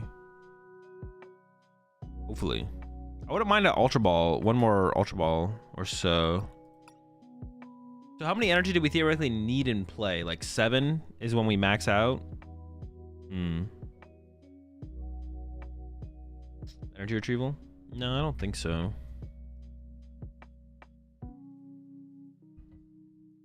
Any vacuums?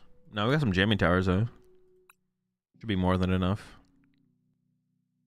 I don't even know what we'd need. I guess maybe. Vacuums? No, we don't need vacuums. Have I been talking about Worlds decks at all, or are you waiting for the new set to come out? I have not been talking about Worlds decks at all. And I won't be for a couple weeks. Maybe in like 2 or 3 weeks we'll... 1, 2, 7. Yeah, like 2 weeks. 2 weeks. And then I'm gonna start working on Worlds list, probably. I think shinies are like albino Pokemon. What? And the mothers kill them because they look wrong, make them even more rare? I have no clue. Is that what happens in the wild? Like in real life? For animals?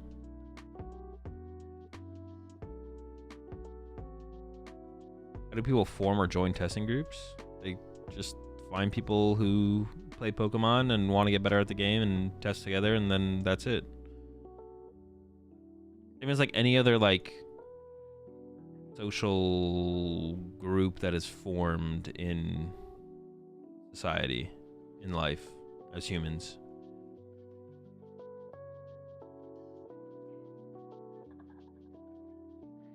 Did he switch out of Bib Stall with this deck? Retreat it. Attach, E-switch, retreat. That might not be enough. We might have to include a switch card or 2, but for right now, that's the plan. We'd actually probably play like rescue boards, to be honest. What deck do you think can still be improved, and what decks do you think are near their very max potential? I don't know. I haven't thought about it.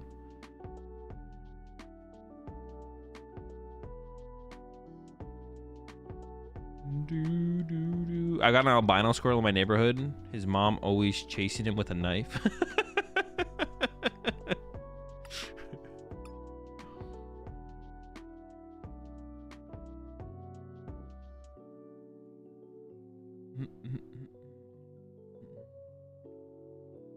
You going snorkeling in Hawaii? Probably not, no. I'm not a big fan of the ocean. The ocean is kind of mid in terms of like, I don't know. The ocean's just not very safe. I'm just not trying to get fucked up by the ocean. Like, it's just not worth it. There's a lot of other things I can do that I'd enjoy and are cool that don't involve me going into the ocean. I might try and go like fishing though. Like get a boat. Like I don't mind if I'm out on a boat, you know, going out on a boat and fishing, like that's different. I'm down for that. Yeah, I don't love the idea of like, you know, it's just like, it's just not worth it, you know what I'm saying?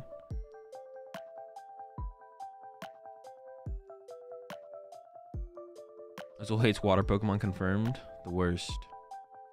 You can get eaten in the ocean. Yeah, I'd rather eat the things that come out of the ocean, you know, like sushi and stuff, than get eaten. You know, they came, like, I'm not trying to get into their territory. You know what I'm saying?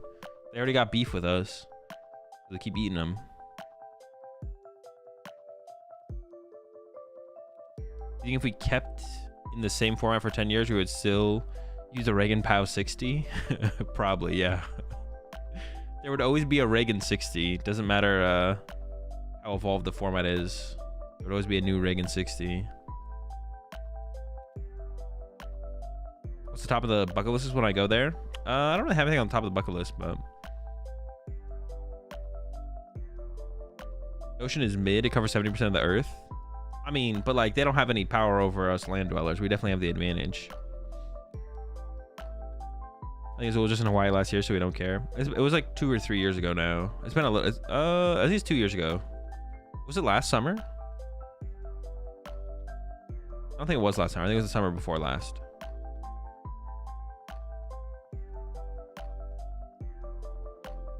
Ocean is sketched if not trying to get bitten by a Sharpedo. That's what I'm saying. I missed it before because I'm working, but did you ever talk about why Charizard also fell off with this set? It felt like he was always in the top 8, but now he is sometimes not even in the top 16. I think Charizard's still pretty good. I mean, there's only been 2, 3 tournaments in this format, and 2 of them were in Japan. So yeah, I mean, there's not been a ton of, but Charizard's like pretty decent right now. It's just not. It doesn't seem as powerful as it once was, but it's still pretty good. Azul, I am having Pokemon card to champion Malaysia this Saturday. Oh yeah, I forgot about that. Any recommendations on which deck to use? I haven't really thought about too much, but like my top deck choices right now would probably be like Sablezard, Charizard.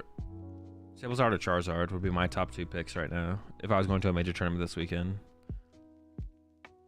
With no testing though. I haven't really done any like testing in this format or continued testing in this format, so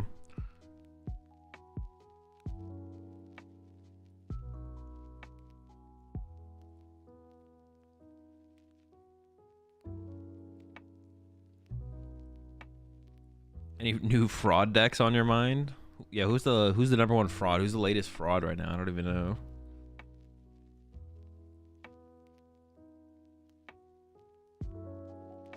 Zard Stamp. I would definitely play it with Unfair Stamp, but I haven't messed around with it yet. That is a deck that I do want to maybe play with this week. I know there's a lot of decks I want to play with this week. We'll see.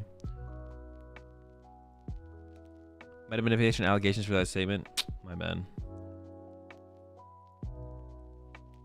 No Toad? No, Toad is not a top pick for a major this weekend. Ever suffered from burnout? If so, how do you deal with it? I definitely do. I mean, the way to deal with it is to stop going to tournaments. Like, there's no real way to, or just like take a break from as much as you can, possibly. Like, that's why sometimes, like, when I have back-to-back weekends of tournaments, like, I don't stream in the week between the tournaments because I'm just like, just burned out on Pokemon, tired from traveling. So it's like sometimes I'll just take like that week off. I'll be like, I'll get back home on Monday, like from a tournament over the weekend. But the next tournament I have a weekend, and sometimes that week I just don't stream at all because I just like need to chill, do a reset, and then get ready to compete again the next week. Yeah.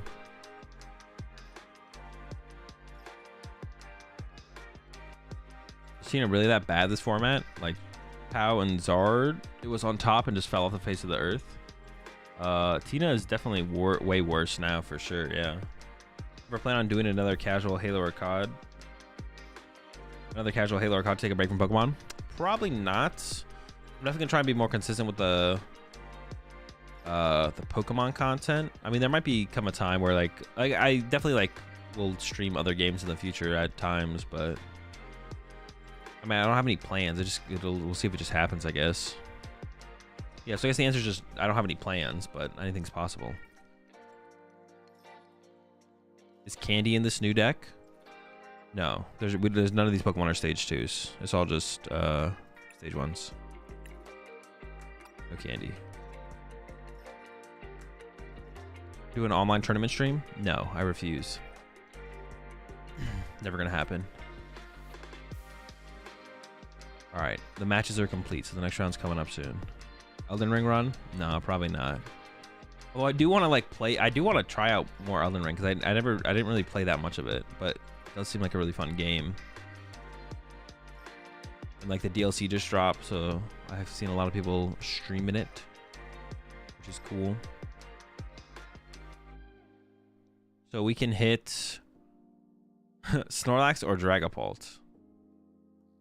The other 5-0s are Snorlax and a Dragapult. And then... Oh, so we can hit Regidrago, Snorlax, or Dragapult. One of those three, because there's 1-4-0-1. Okay, we hit... Quadlax. Okay. They have an Ogerpon, a Fighting Ogerpon. They have Mantine as well.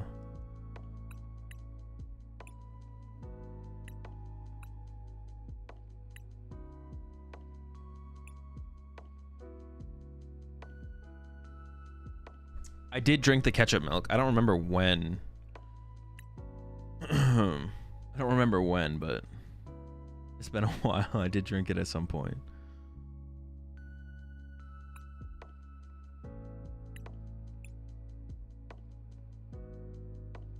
Yeah, push the prime sub there.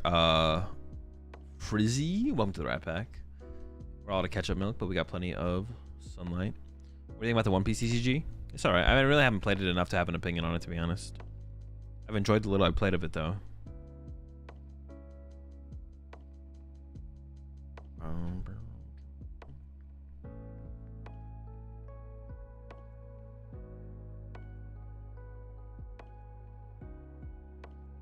I'll just wait for them to send me the challenge. The Fighting Ogerpon doesn't really change anything, right? Like, I'm not scared of that thing. I mean, they can't attack with it, but like them, if they leave it in the active, I don't think it really does anything, right? Oh wait, how does Sandshrew work? Trainer cards in your opponent's probably can't be put into their deck by the effects of your opponent's item or supporter cards. Okay, so it doesn't. It's the only thing they're shutting down with that is my Palpad, right? Yeah, the only thing they shut down with that is Palpad. Wait, that doesn't stop Pokestop though, right? No. Wait. Trainer cards in your opponent's probably can't be put into their deck. Oh, deck, not hand. Yeah. All right, goodbye, chat. See you in a little bit.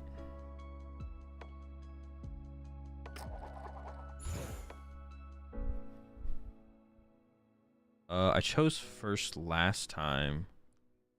I'll just go first again this time. Just give me like another turn to like set up attachment. The biggest thing is like getting the extra attachment for turn. So I'll just choose first again. Maybe I should just choose. I don't really want to like put Squawkabilly and Greninja in play and stuff. I can avoid it though. It just makes things harder for me. I'm gonna have a more chill start. All right, the start's not that chill because I don't know. This guy's like okay, and obviously the hand is like not too ridiculously good. I think we're just gonna start ripping some stop. Top deck, nope. Pokestop it is. And pass. I'm gonna try and get more value out of the Palpad. I could regret this by not playing the Palpad, because if they do get down the Sandshrew turn 1, then I can't Palpad. But I don't even know if they really want to put the Sandshrew in play anyways, because they could like get gusted. Like bossed up and trapped and stuff, so. Kind of assume they don't even want to do that, to be honest. We'll see. Hopefully at least, I just want to find a Dark Energy this turn so I can start attacking. That's all I'm looking for here. Just Dark Energy. Vengeance Fletching. We're hitting for what, 80? Oof. Yeah, because I'm gonna shuffle this back, so we'll be hitting for 80. A 2-hit, bro. Oof, that's clean. I mean, they can put a tool on it. I don't want to be 3-hitting these things, so I might have to do that. I mean, I guess I could go for that Space Wing. So bad. I could load up for the Space Wing though. I should maybe attach turn 1 last turn. That's so bad. Going for the Space Wing is not the play. Oh, they put on their bench though. Okay, sure. I guess they are in like bundle territory. How do I want to play this? This, get rid of this. 2 Dark Energy. Oh, I prize 1, 2, 3, 4. So I prize 3 Dark Energy. Okay, I don't know how I feel about that. I don't like the idea of that. The moons are there, the Greninja's there, the Mew's there. Darkrai's there. Super Rod's there, which is a big one. Prime Catcher's there. Switch carts are there. Prize the Dark Patch. I have a bunch of Pokestops in hand. I was like, did I prize a Pokestop? Nope. Alright.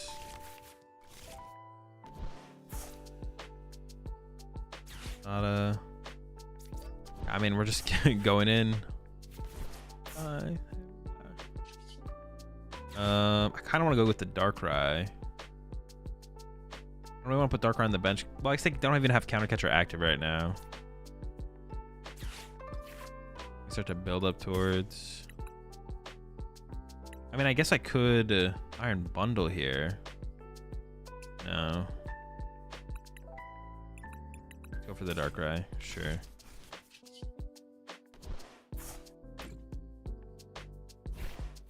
On bright side, baby.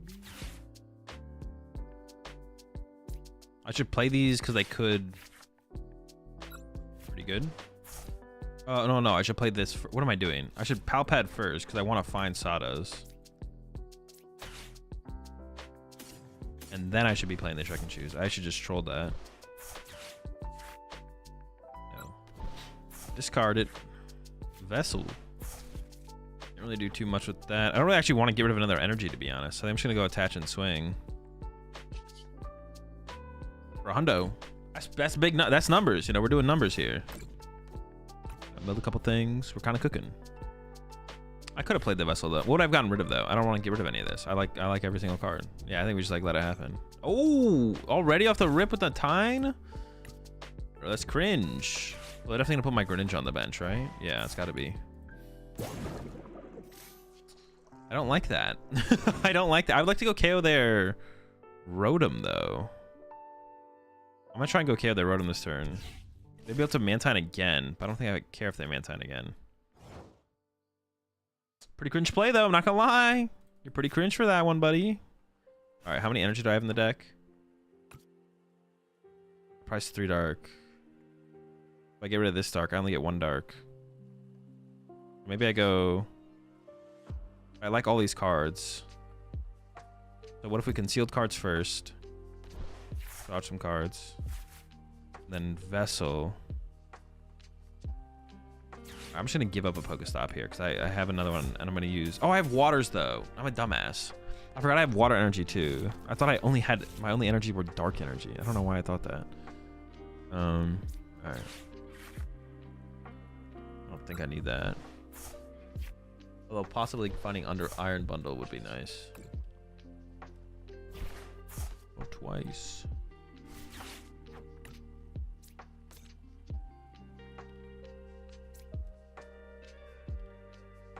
Alright. So this here, you switch from here to here. Attach the water. Prime that. Water. Prime this. I don't think I evolved this yet. I'm just gonna chill. Yeah, I'm just gonna Frenzy Gouge in this. I don't think I want to evolve into the Darkrai yet. I think I'll wait one turn. Because that is easier to like trap. Or it could be awkward. I don't have energy switches. Is it really that awkward if they stick it? Probably not. Probably could just evolved it, to be honest. Because they could Iono me here and then I could whiff it, which would kind of suck, to be honest. Then I like don't have it. That's the biggest thing, is then I just don't have it. And that kind of sucks, so. I am down 2 Roaring Moons here, which is, it's a little bit awkward. Not a huge deal, I don't think, but it's a little awkward. It's a little awkward. I would rather not be down those things, I don't think, but. Dude, if you find the Iono here. All right, there we go. Arven's fine. You can have the Arven. All the Arvens you could possibly want. You get them. You got them. It's you. It's all you. Take the Schmarvens. So, I mean, I assume they're going to put another Rotom in play. It feels like they kind of have to do that. I am down a lot of Roaring Moons. Well, I'm down all my Roaring Moons, actually. And then when this one goes down, I'll have no Roaring Moons. But I have 1, 2, 3, 4, 5. Like, I can't ever do enough with Dark Pulse either.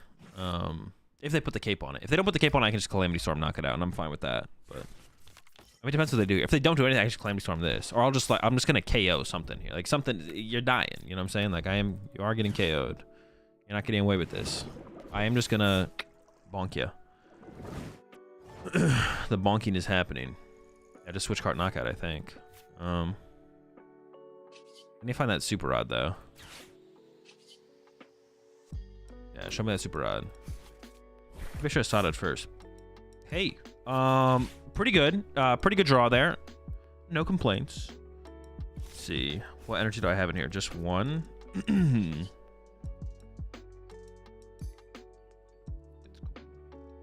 I don't want to draw into too many cards though, right? So I want to go like in the satellite picture.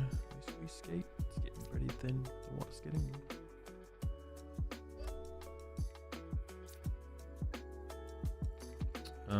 I do want to find that super rod though before it gets like milled potentially. That's the thing. That's what I'm thinking. That's what I'm thinking. Okay, maybe I do just solder this energy in play. What is it? A water?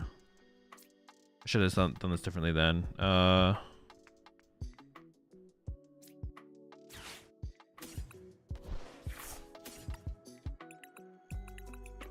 Rod's in there. Throw this on the freaking. It doesn't matter where I put this. I should have done this differently, I feel like.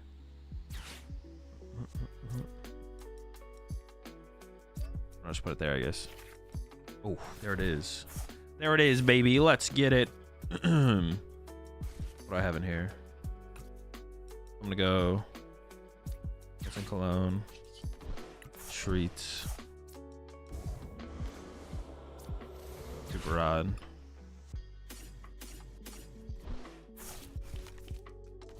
that's ball. Use a little fuel myself, and then for the gouging.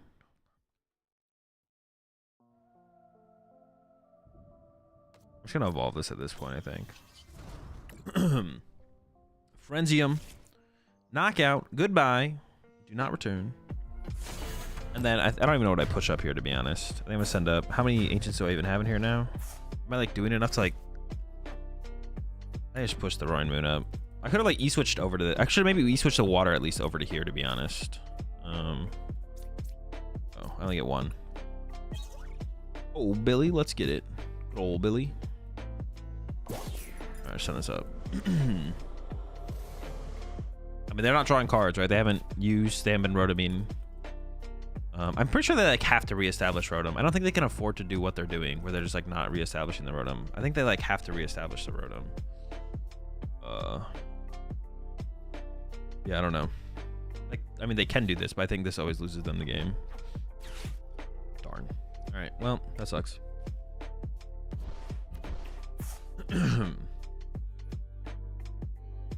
It's still fine though. Yeah, it's still fine.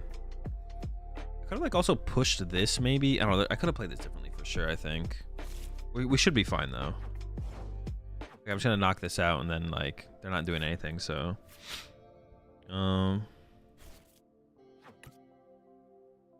definitely down to go Luminian for Sada. Get rid of these two. I want to Sada to two of these, or do I just not care actually? Maybe I just go like I could just grab nothing as well. It just puts an extra energy in play, but I don't really need an extra energy in play. I mean, I may as well grab the Iron Bundle for later, right? Because I can only trap Greninjas, so them trapping Iron Bundle doesn't really make a difference. Excuse me. As long as I'm not using my Darkrai, that's like the most important thing. I guess I'm still putting the extra energy. Well, the reason I kind of want the extra energy in play because I just want more energy for my Darkrai to hit harder, to be honest. But my Darkrai does hit harder. So I'm putting the energy on this moon here, which is like the same thing. So,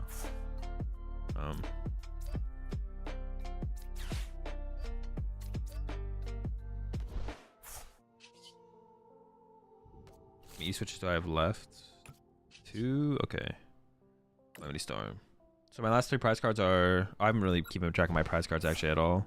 There should be like 2 dark energies still prized though, I think, right? Is this just 3 dark energy? No, did I put one back in the deck? I feel like I super odd one. Maybe I did. Honestly, it might just be 3 dark energy. I'm actually not sure. I'm not sure. It might just be 3 dark energy though. I'm comfortable with this though. I could have put the Iron Bundle on the bench, but if they like Ionomy here, then I might want access to Mew. Right? Yeah. Okay, so I'm not getting Indisrupted. Oh, I guess they could Mantine me here though. I didn't really think about that. I should have filled the bench because of the Mantine might be their attack this turn. Silly. Didn't really think about that. I'm not gonna lie. Kind of trolling out here. The dark patch is also kind of useless at this point because I'm not gonna knock myself out again, and they're not gonna knock me out, obviously. So that's the reason to have benched the bundle, was because they can attack with Mantine this turn. If they're setting up for like a future play that makes like a bigger difference, I guess. I don't know. That'd be the reason though. Yeah, because the Mantine's gonna happen here. I can't move this, but I am doing attach 5, 6. So we do knock out their active here though. If it's just lone Mantine next turn, yeah, that works. That works. I think I put an energy back in the deck, but I don't actually remember, to be honest. We should just went with Starbist, right? Be in yourself.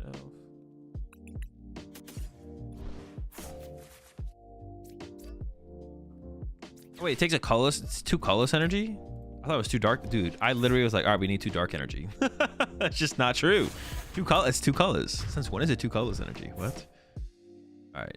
This isn't a dark energy. Oh, it is. Maybe the last 3 prize cards were dark energy, to be honest. I don't know.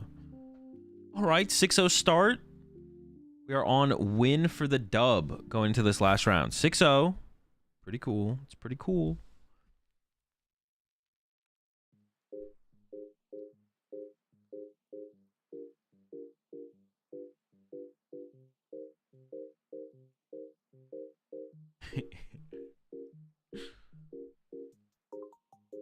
You said that about the colorless last time I played this. Queen colorless last time I played this.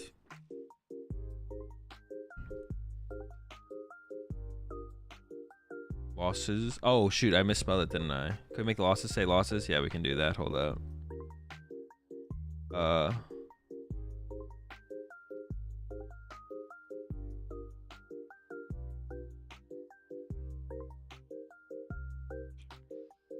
I might have to change that. Yeah, we can do in between rounds. I'll correct my my thing.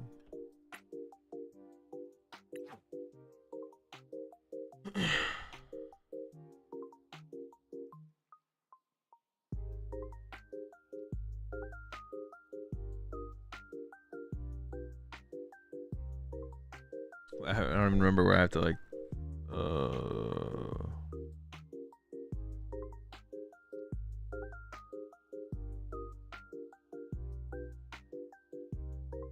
I gotta move it over. Gosh darn it.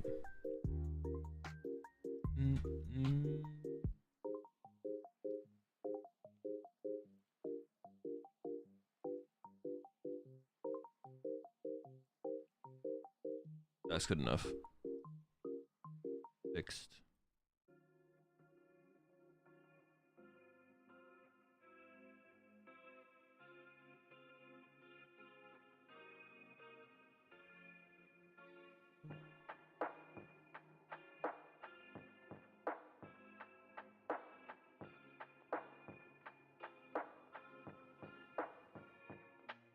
Weird. What am I playing in the tourney? Roaring Moon. So we gotta win the next one. If we win the next one, we win. Well, no, yeah, because will be one. Yeah, if I win the next one, I win.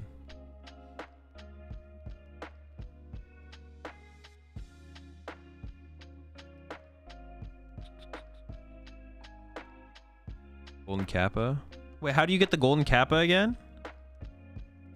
Isn't it 1 person a day?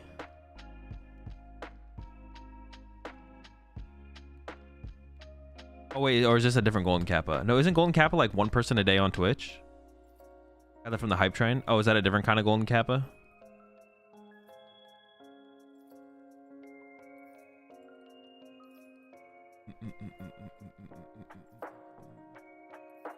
Is it just round robin as the top cut? No, it is. Well, no. The way you're thinking about it probably is, yeah, it's not round robin, it's Swiss. 7 rounds of Swiss, no top cut. They up to a golden hype train. Yeah, 7 rounds of Swiss, No, what's it called? You appreciate 3 months there. Nah, not me. No cut. Is that guy 4-1 with Toadstool? It is a 4-1 with the Cruel. Where's that?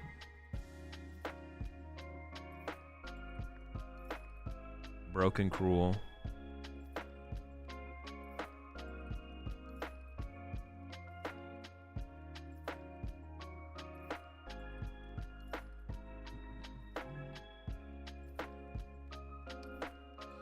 We'll play until there's a standalone winner, meaning sometimes the tournament may be cut short by a round. Oh wait, is that how this tournament how this tournament's run?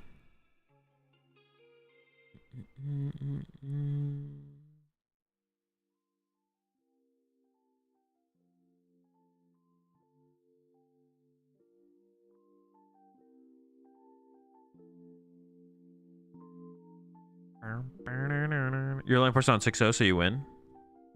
Yeah. Rule number 9. Wait, so we won? Congratulations, everybody. All right, good job, chat. Let's get it. Let's go.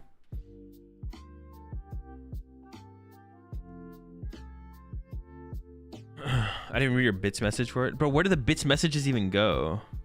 Oh, I see it now. Never mind. I thought it was a different kind of thing. Congrats, chat. We did it. We did it. Congratulations, everybody. No 7th round. Let's go, chat. Let's get it. That's a dub. That's a dub. Rule number 9. We play until there's a standalone winner. Me. That's me. And chat. And chat. We did it together. With our powers combined, anything is possible. Meaning sometimes the tournament may be cut short by a round. Okay. So I played against the Snorlax, and then the Dragapult player lost to the 401. Apple the Meister.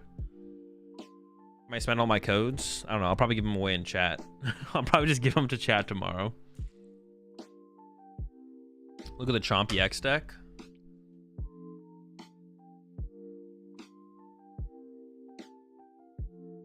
Yo, the Dogie, baby. Let's go.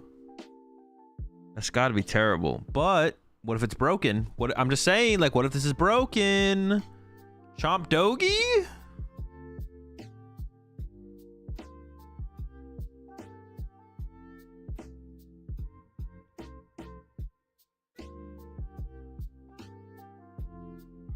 Check the Goodra list. Where's the Goodra?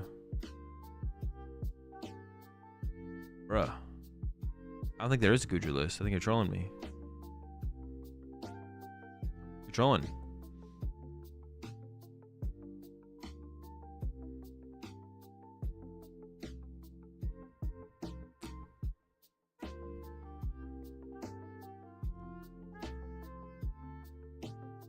For one, pray he Pray do good at the end. Wait, 4-1 for what? The Garchomp?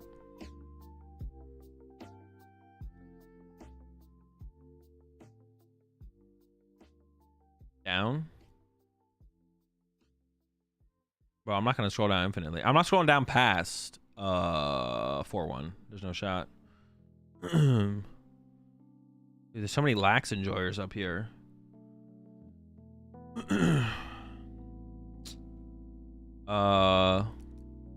Robin needs to add the thing where you could just see the images on the tournament site. What's a Zatu build? Bro, yeah, I still need to like set aside like 2 days where I just like only play Dragapult.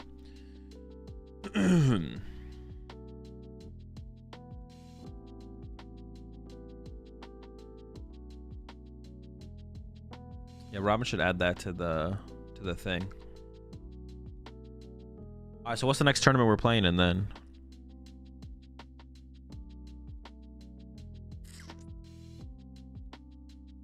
Is there a tournament tomorrow that I could play in? No, I can't play in any of these tomorrow. Time doesn't line up. What's tomorrow? Tuesday? Yeah. 26th. Wait, don't the late night tournaments usually happen on Wednesday? Late night special number 1.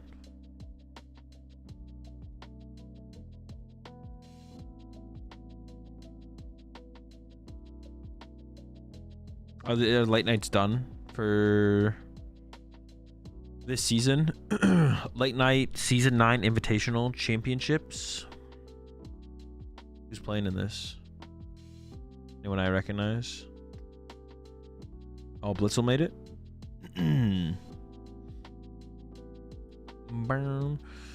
Yozo, what's good? IRL base art index or IRL high rarity. I pulled Art Blood Moon today. Not sure what to do with him. What are you asking me? You're asking me what you should do? Neither. Min rarity. You're scamming. Or I'm here for the tourney content. I need some competition in my life with all of the sports I like in the off season. We'll definitely be playing a lot more tournaments coming up. We're done with the one today though, right? I won the one today. We did win. 1-0 when the tournament returned. We tried Palafin EX with Kieran and Maximum Belt. Nope. Max for 330 and Kieran can also help your Palafin out quicker with Dunsource Engine and for easy swapping and draw. Yeah, I still haven't. Yeah, I still need to cook some Palafin. I haven't cooked at all. Palafin has yet to be cooked.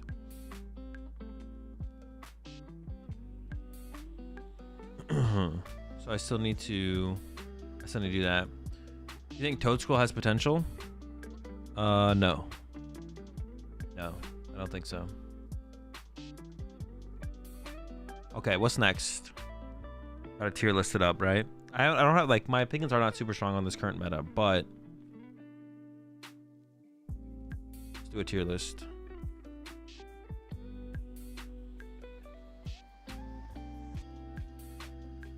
Let's see.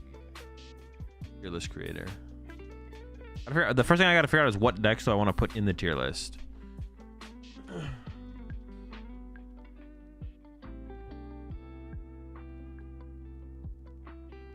We should just like put everything on the tier list. We should literally just put everything on it.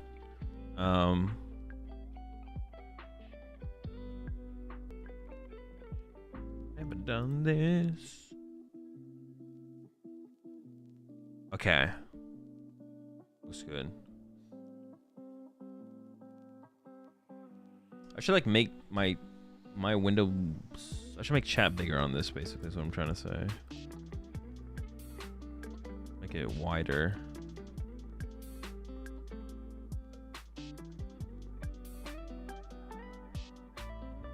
This. I would have never done this. There we go.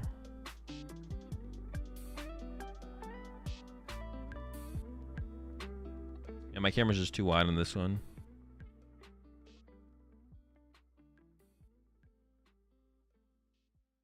$400 or something.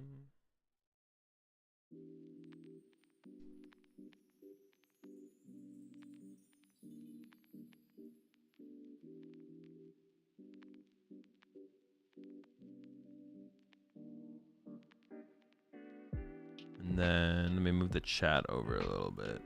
All right, chat, you're coming over a little bit like there. Perfect.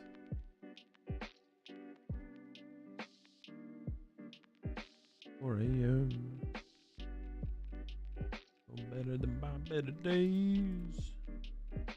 All right, so we gotta add some more decks here. But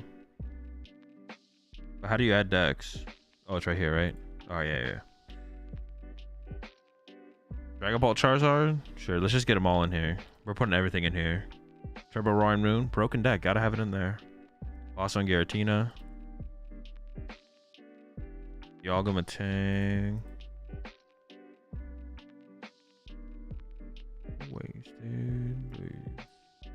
Wait, is oh, I guess it doesn't really matter for this much though.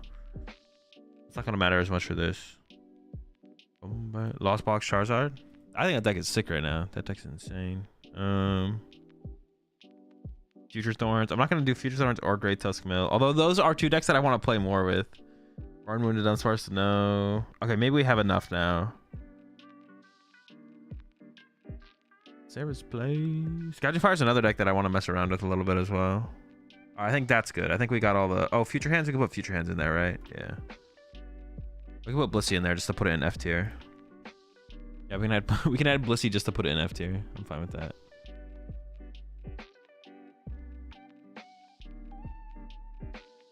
But for this tier list specifically, I'm not going to be concerned with meta percentage at all. I don't care about meta percentage at all.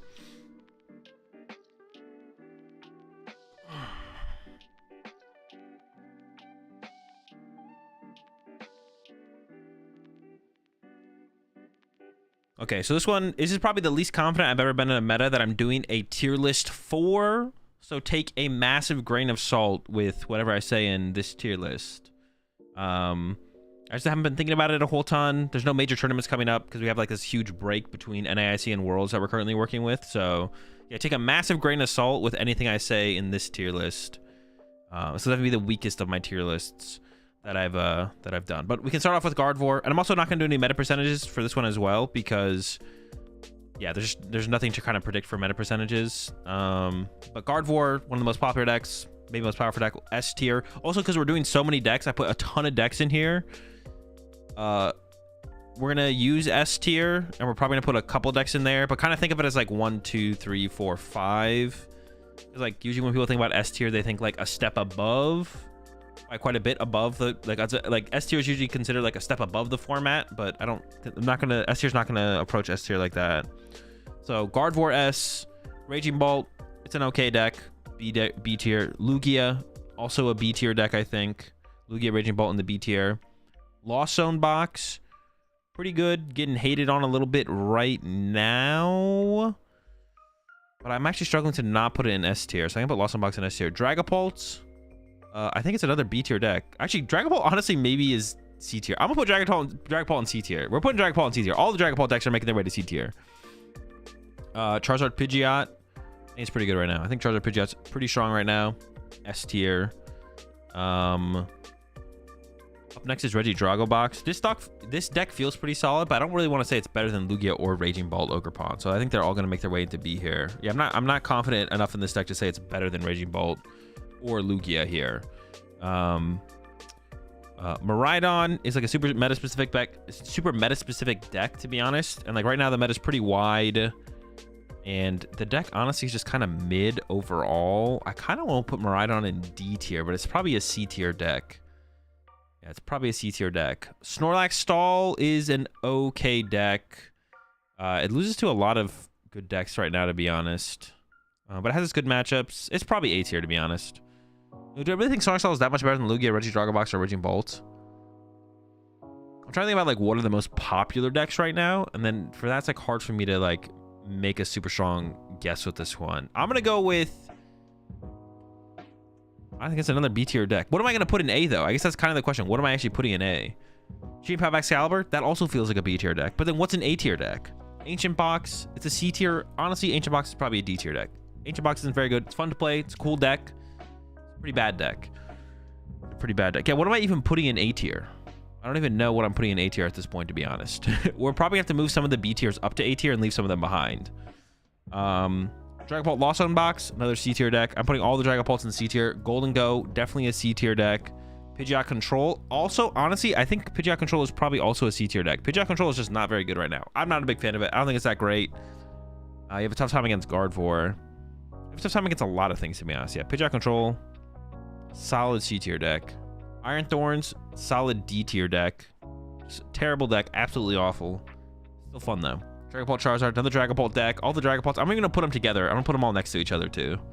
They're all hanging out in C tier together. Let's see, Lost Zone Charizard. I think Lost Zone Charizard, Sablezard, whatever you want to call it, I think that deck is super sick right now. I think this deck feels insanely good. Turbo Roaring Moon, this deck is also pretty sick. Been a big fan of this deck recently. It doesn't feel like quite like an A tier deck because you're struggling against like the S tier decks in the format, the Guardy, the Lost Box, Lost Zard, like all four of these top tier 1 decks you're bad against. Or not bad against, but you struggle against all of them. Like you're unfavorable. Actually, your Guardy matchup might be the best out of all of these because you can catch them with an early Greninja. It really just comes down to your Greninja plays in those matchups, to be honest. But I don't know. You feel the Turbo Roaring Moon deck just feels kind of like okay against everything. It feels okay against everything. It feels almost like Turbo Roaring Moon feels like it's maybe like slightly favored against almost everything. Like you're favored against Chien-Pao. You're favored against Regidrago box. You're favored against Snorlax. You're favored against a lot of this lower tier stuff, to be honest. I'm not sure how you'd pair up into Dragapult, but it's probably not terrible. It's probably not terrible. A Blissey, another D tier deck. Actually, you know what? Blissey does have like some redeeming qualities. I'm gonna make Blissey a C tier deck. I don't think Blissey's as bad as Iron Thorns or Ancient Box. Future Hands as well. I don't think it's quite a D tier. Lost Tina, C tier. Oh, see, I have nothing in A yet. I still have no decks in A. But maybe like Charizard should get dropped down to A tier. I think I'd be comfortable with that. And then when I look at these B tier decks, honestly, the deck I kind of want to move up is Lugia. But like double Iron Hands Lugia. That's the Lugia you want to be playing. And then I almost want to move the Regidrago box up to A tier as well. I've been liking that deck a lot. I don't think I want to move... No, actually, no. I think I want to move Sonic Stall up here as well. I think I want to move Sonic Stall up one as well. And then Dialga, Metang. Honestly, Dialga doesn't seem terrible right now. So I think we put it in B tier as well. Because my understanding is that you have a good Gardevoir matchup. Or your Gardevoir matchup's like fine. You have like a lot of things you can do in the Gardevoir matchup. You can just kind of run over them. So let's go over this again. S tier, we got Gardevoir and both Lost Zone decks. A tier, Snorlax Stall, Charizard, Lugia, Regidrago. Double Iron Hand. I think the Chinchino Lugia I would put down here. Double Iron Hands Lugia I put up here. That deck is sick, actually. That deck's pretty good. Regidrago box. Raging Bolt, Chien Pao, Dialga, Triple Run Moon, B tier. And then the Dragapult squad in here at C tier. Alongside Pidgey Control. Miraidon should maybe be moved up. Maybe. But I'm not convinced. The deck's like pretty bad. I'm kind of coming around a little bit. I'm gonna move Miraidon up to B tier, actually. Golden Go I could also see being a B tier deck. Maybe. I can see it getting up there in the B tier. But I haven't messed around with Golden Go in a little while, so that deck has always been bad up to this point. So I don't want to give it too much credit with having not played it recently in the new meta, in the current meta. Blissey, yeah, definitely not moving Blissey up. Future Hands I could see moving up as well. But for now we're gonna keep it in C tier. Definitely wouldn't move it up to A. So it's for Future Hands it's a question of C or B. Same thing with Lost Tina. It's a question of C or B. It's never getting its way into A. And then yeah, I like where Ancient Box and Iron Thorns are down here in D tier. Truly some of the worst of the current format, where they belong in the D tier. All right, that's it. Tier list, current format. Like I said, take a massive grain of salt with this one because just like it's actually really interesting because I feel so not in tune with the meta, but that's literally just because there's like no major tournaments coming up really for me to like worry about or think about.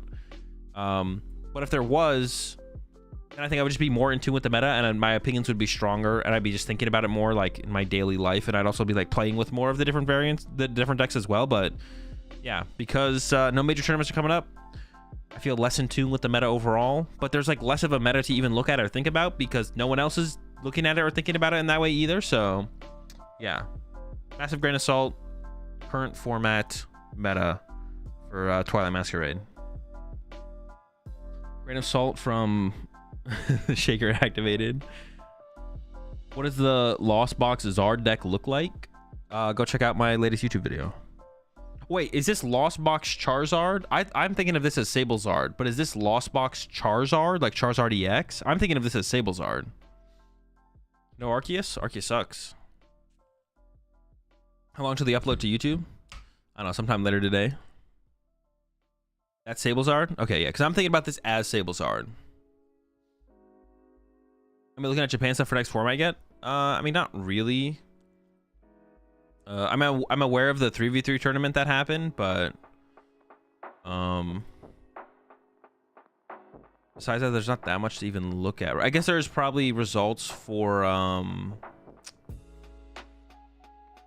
is there like lists being posted on what is it called? Pokebook?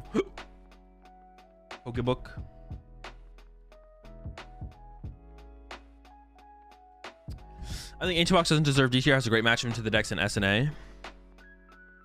Ancient Box is unfavored to Charizard, probably Regidrago box, but I'm not sure actually on that one. Is 50-50 against Gardevoir. But you do come out on top against the two Lost Zone decks. But the deck is just the deck is so bad. I don't know. The deck is just terrible. These are what? There's gym battle results, right? And they really be like playing Pokemon always, all the time over in Japan. Ancient Box is really solid on paper, but it has consistency issues. Yeah. Like, Yeah, like, yes, but like, also I think the deck's just bad. It's just a bad deck. That's it. This is just bad. It's just bad deck.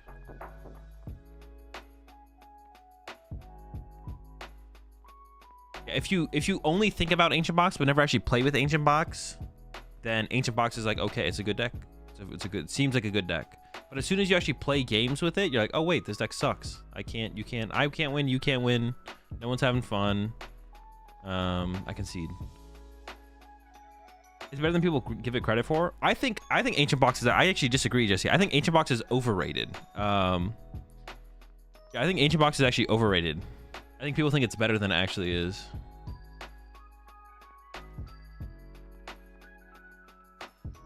I think people not respect it too much because no one really respects it.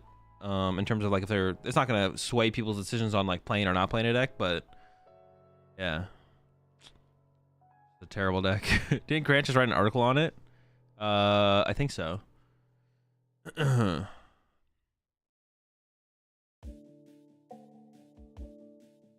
Greninja Frostlass be in C, D tier? No clue. I need to play with the deck. I haven't played with the deck yet. Ancient Box isn't even a box style deck. It's just Turbo Mini Moon. That's true. It is just Baby Moon. It's not even Ancient Box. We had this discussion actually the other day. We're like, is it a box deck? It's like, no, it's not. It really isn't, to be honest.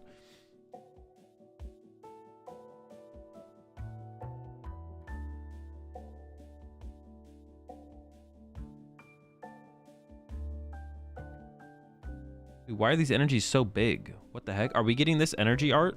Hang on, I'll show you all what I'm looking at here.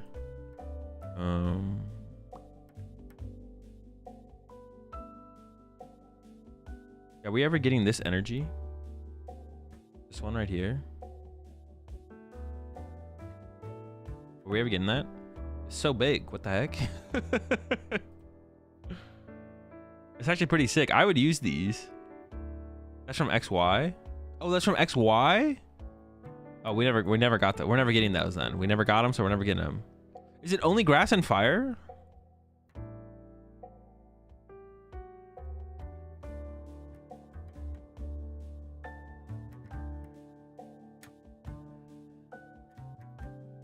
Chungus energy? The big Chungus energy?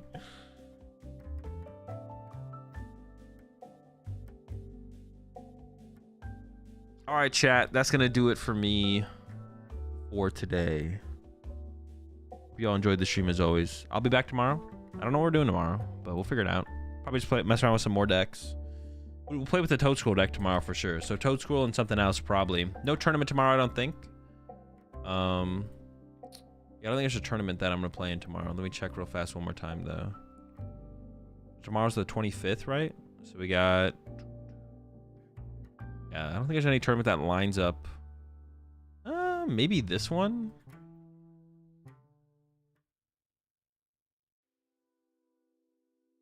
Okay, maybe we'll play in a tournament tomorrow. We'll see. There's one that does actually line up.